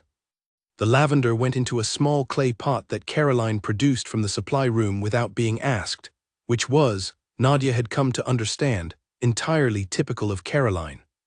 She planted it on the windowsill of the guesthouse room on the morning of the second day, tamping the soil down around it with her thumb and giving it enough water but not too much, the way the healer back in the old territory had shown her years ago. Plants, the healer had said, do not need hovering. They need the right conditions. Then you leave them to do what they do. Nadia thought about that a great deal. The work in the archive that second stay was the founding charter's later sections, the parts that dealt not with the original territorial agreements but with the systems the kingdom had built to maintain them, courts, records, the mechanism by which disputes were raised and resolved. She found this material more complicated than the earlier sections, not in the language but in the thinking. It was one thing to establish a territory. It was another thing entirely to build the system that governed it fairly over generations. She translated carefully. She made extensive notes. On the third day she went back to the water access resolution and read it again in light of what she now understood about the court system it had been processed through, and she found things in it she had not seen the first time, additional layers of meaning in the careful language that assumed a reader who knew how the system worked. She wrote 6 pages of annotation notes. She was so absorbed in this that she did not notice it was past the time she usually went to the dining hall for the evening meal, until June came and told her so. She went, she was late. The room was less full. She found a spot and sat and was brought food and read her notes while she ate, which was not her usual practice but felt right tonight, when the thinking was still very present and she did not want to let it settle before she had finished following where it led. She was halfway through her meal when she looked up and found that Caius was sitting across the table from her. Not next to her, across from her, far enough down the long table that it was clearly not an accident and close enough that it was clearly not coincidence. She looked at him. He looked at her. "You were late," he said. "June reported that you had forgotten to eat." "I did not forget," she said. "I lost track of time." "Same result," he said. She looked at him for a moment, then she looked back at her notes, then she looked back at him. "The court system," she said, "in the founding period, the mechanism for dispute resolution." "What about it?" he said. "Did it work?" she said. "I mean in practice. The documents describe the system, but documents describe what was intended. Did it function the way it was designed to?" He was quiet for a moment, the quality of quiet that meant he was thinking about the question and not just preparing an answer. "For the most part," he said, "there were periods when it did not. The fourth generation had a council that used the system's complexity to delay rather than resolve, which is a kind of working that is technically functional and practically useless." "What changed?" she asked. "The fifth king cleared the council and rebuilt it," he said. "He kept the structure but changed the people in it." "Kept the structure," she said, "because the structure was sound." "Yes," he said, "the original design was sound. The problem was never the system. It was who was using it and to what end." She looked at her notes. "That is what the water access resolution shows," she said. "Edmund Rowe understood the system deeply enough to use it the way it was designed, not the way it had drifted. He reached back to the founding logic and applied it directly." Caius looked at her. "You have been thinking about this for 2 days," he said. "Yes," she said. "What is the conclusion?" She put her pen down. "The conclusion," she said, "is that good systems are made of 2 things. The design, which can be excellent or flawed, and the people who use it, who can honor the design or ignore it. And that you cannot assess a system from the document alone. You have to also look at what people did with it." He held her gaze. "That is," he said, "one of the most accurate things anyone has said about governance in my presence in a long time." She picked her fork back up. "I read a lot of old documents," she said. "Yes," he said, "you do." He ate his meal, she ate hers. The dining hall went about its quiet evening around them. Nobody bothered them. Nobody remarked on the fact that the Alpha King was eating at the far end of the long common table, across from a translator who had arrived in his gatehouse in the dark 7 months ago with a compass and the wrong border. The compound did not seem to find this remarkable. She thought that also told you something about the compound. She thought a great deal of things about the compound in the time she spent there, and most of them were things she filed away with increasing affection. After the meal, she went back to the guest house and sat at the small desk and read the next section of the founding records, which dealt with the process for adding new territories to the kingdom by agreement rather than by force. The language here was the most careful she had encountered in the entire corpus, the most considered, as if the people writing it understood that what they were putting on paper would be read by the people it affected, and wanted to make very sure those people felt that the document was honest. She read one particular clause 3 times. It said in the old dialect approximately, "No territory becomes part of this kingdom without the consent of its people, given freely and recorded formally, and this record is binding in both directions, upon the territory and upon the kingdom, so that neither may later claim the other coerced." She sat with that for a long time. She thought about coercion and consent. She thought about the difference between being absorbed by something and choosing to belong to something. She thought about the mating contract in Ashford Creek, which had been an imposition dressed in ceremony, and about the contractor terms Bernard had given her, which were an agreement dressed in what they actually were. She thought about a door that had been left open. She wrote in her notes, "The founding architects understood that consent is not just a moment, it is a record. It must be kept and honored in both directions for as long as the relationship lasts." She put her pen down. She looked at the note. She thought, yes. She turned off the lamp. She went to sleep with the quiet certainty of someone who has understood something important and knows that understanding it is not the end of anything, just the beginning of being able to talk about it honestly. The next morning she went to Bernard's office. He looked up when she came in. "I have a question," she said. "Sit down," he said. She sat. "The system by which territories join the kingdom," she said. "The founding charter describes a formal consent process. Is that process still in use?"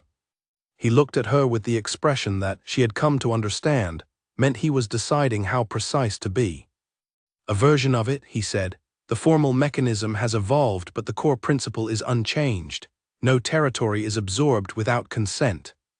"And individuals," she said. "When an individual chooses to associate with the kingdom rather than their origin pack, is there a formal record for that?" He looked at her. She looked back. "There is a process," he said carefully. "It is not commonly used. Most people who become residents of the Ridgefall territory do so informally over time." "But there is a process," she said. "Yes," he said. She nodded. "I would like to read it," she said, "the formal documentation. When you have a moment to locate it." He held her gaze for one beat. "I will have it on your desk this afternoon," he said. She nodded again. She stood. "Thank you, Bernard," she said. "Of course," he said. She went back to the archive. She worked through the morning. At noon she went to the dining hall for the first time at the correct hour and ate her meal without her notes and looked out the window at the winter courtyard and thought about things. The document was on her desk when she returned, as Bernard had promised. It was not long. The formal process for an individual to establish residency and association with the Ridgefall Kingdom was 4 pages of clear language, the rights and responsibilities on both sides, the record-keeping requirements, the provisions for change of circumstances. She read it once. She read it again. She put it down.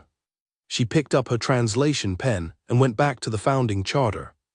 She worked until June brought the afternoon tea. She worked after that until the light was gone. She closed everything. She sat in the quiet archive for one moment with her hands flat on the table. She thought, "You have been building something. You have been building it for 7 months, 1 brick at a time in 2 cities through letters and work and meals and a corridor and a door and a sealed room and a courtyard and a grave. You have been building it the way the founding architects of this kingdom built their territory, by consent and record and patience without coercion in both directions." She thought, "You know what you want." She thought, "You have known for a while." She thought, "Tomorrow." She went back to the guest house. She watered the lavender. She made tea. She looked at the 4-page document on the corner of the small desk. She looked at the window. She thought about what the founding charter said about consent being a record, binding in both directions. She thought, yes. She went to bed. She did not sleep immediately.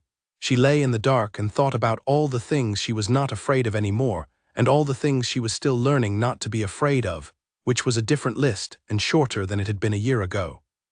The compound was quiet around her. The fires burned in the windows. The lavender sat on the windowsill in its small clay pot and grew, slowly, the way things grew when you gave them the right conditions, and then left them to do what they did. She slept. In the morning, before she went to the archive, she went to Bernard's office and knocked. "Come in," he said. She came in. She put the 4-page document on his desk. "I would like to speak with the king," she said, "when he has time, not for the archive work. Personally." Bernard looked at the document, he looked at her. He opened his appointment ledger. "This afternoon at 4, he said. "He has 30 minutes between meetings." She nodded. "Thank you," she said. She went to the archive. She worked through the morning with the particular quality of focus that came from knowing something important was going to happen and refusing to let the anticipation take over the hours before it. She translated 6 pages. They were good translations. She checked her work twice. June brought tea. At 10 to 4, she closed the document she was working on and put her pen in its holder and stood up and straightened her jacket. She walked to the main hall. The door to the upper corridor was held open by Caroline, who was efficiently somewhere else by the time Nadia reached the top of the stairs, which was very much Caroline. The door at the end of the corridor was open. She walked toward it. She went through. He was at the window, as he had been the first time she had come to this room, though this was a different room, larger, with more light. He turned when she came in. She closed the door behind her. They looked at each other. She had thought about how to begin this conversation for approximately 14 hours. Every approach she had considered felt either too formal or not formal enough. In the end, she said what was true. "I have been reading the founding charter," she said, "all of it.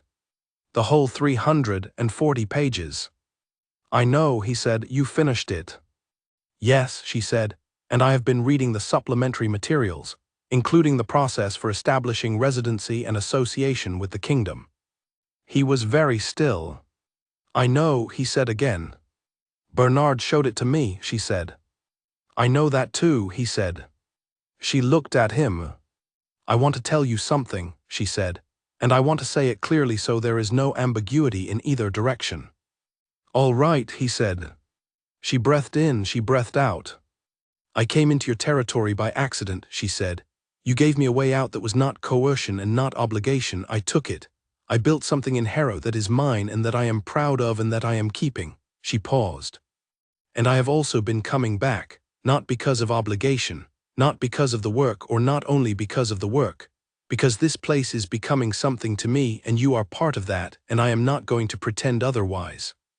He held her gaze, he did not interrupt. He was the kind of man who let you finish.